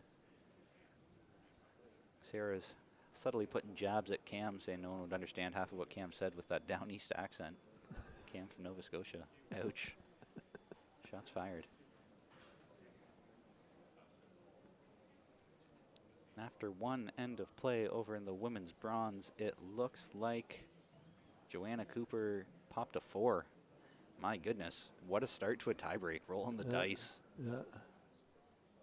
If you were to ask anyone what they want on the first end of a tiebreak, I would imagine every single person's going to say, I'll take a perfect end, please.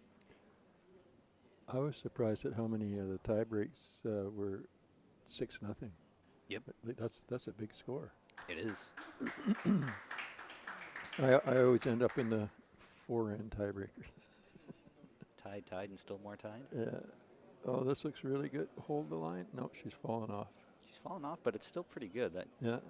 That's a well-placed bowl. Yeah. Can't be too upset with that. Flop didn't help, but that's okay. So Linda Ng here, her magic number is 2. Yeah. That's She's all she one needs. right now. She's holding 1, and she has 2 more bullets. So if she can replicate her last bowl, puts a whole lot of pressure on Bobby Jean, the defending champ. Target on the back coming in as the defending champ, too, and she made it all the way back to the gold medal game. That's way wide. Yeah, that is on the high side. But maybe she wanted it in the back. I don't know. Going for position, I'm not sure why. Pretty good weight. It's just a mat through.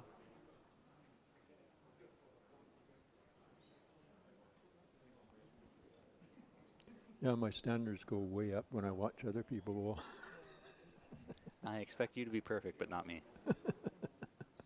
So Bobby looks like she's narrow again, but did she even send it? Didn't send it, so that's coming up short. So leaving the door open. Linda Ng coming down to take a look. Yeah, this is right down to the crunch. So now the question is, how bad do you want to win the gold? Do you want to go to a tiebreak, or do you want to win it now? Yeah. She has options, too, if she didn't feel confident with her draw, which I would have to assume she does based off of those 3 having really good draw weight. She could just pick that red bowl, because I think she has 3rd. I think her green on the right beats the red. Yeah, I believe so. So she could play aggressive and pick the bowl, but based off of those 3, I see no need to change from the draw, as her draw has been close enough. Anything within a foot. Anything within a size 15 shoe, and you're okay. So you measured your shoes? I'm not a size 15 shoe, no, not at all. Well, there's the big chief over there. Yeah, we've got the president from Bulls BC sitting here on my left, Harry Carruthers. I might need to do a post-game interview with him and pick his brain for all things Bulls BC related. Hey, I do have a question. Do you know where next year's championships are? Yeah, so outdoor. I'm working with all the host clubs still. We had our bidding deadline. It was beginning of October, but we extended it to like mid-October. And so then our development committee met. We went through all of the bid applications, and then now I'm hoping to set up a meeting with all of the host clubs next week to go through the checklist, make sure they have everything they need. And as I ramble about championships, Linda Ng. Yeah. Oh, Linda Ng. Linda Ng. Playing big. Yeah.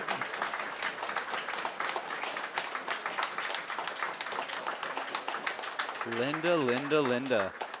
As Bobby gives her a hug. Bobby Jean has been dethroned, and our new 2022 Women's Indoor Singles Championship title holder, Linda Ng, is going to be heading off to the Warilla Bulls Club to play alongside Jerome Kirby May of 2023.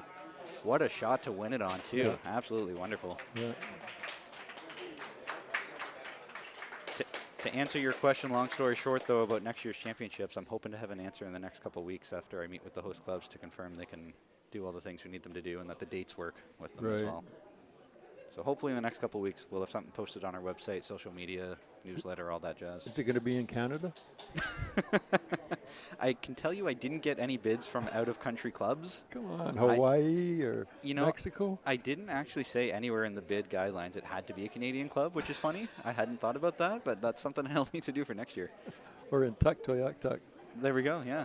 Could go up there. Do they, have we ever had a representative of Newfoundland in Well, in the Newfoundland national? Newfoundland used to be a club in good standing. It was around 2014, 2015 that they stopped being a member in good standing. But prior to that, they had a club. They had players. They did send people to national championships. So Yeah. that was a thing. So how are we doing on? On the tie break for the other folks, I don't think I can get the cameras to reach that far. So rather than us just talking, trying to describe it, I think I might shut it off and call it a day. But it is 4-0 for Joanna Cooper after the first end in the tie break. And the men in the bronze, Jim Duholke is all over. It looks like he's holding 3 right now, but they're still in the first end of their tie break. Thank you for co-commentating with me here, David. I appreciate it. It's been fun. You're welcome. Yeah, I have a great time. It somehow works. So that's it. That's all for us. That's it. That's all for the 2022 season. We'll be back sometime next year, I would imagine, in 2023 for whenever and wherever those championships are going to be. So thanks for watching, everyone. We'll catch you later. Yes, thank you. Bye now.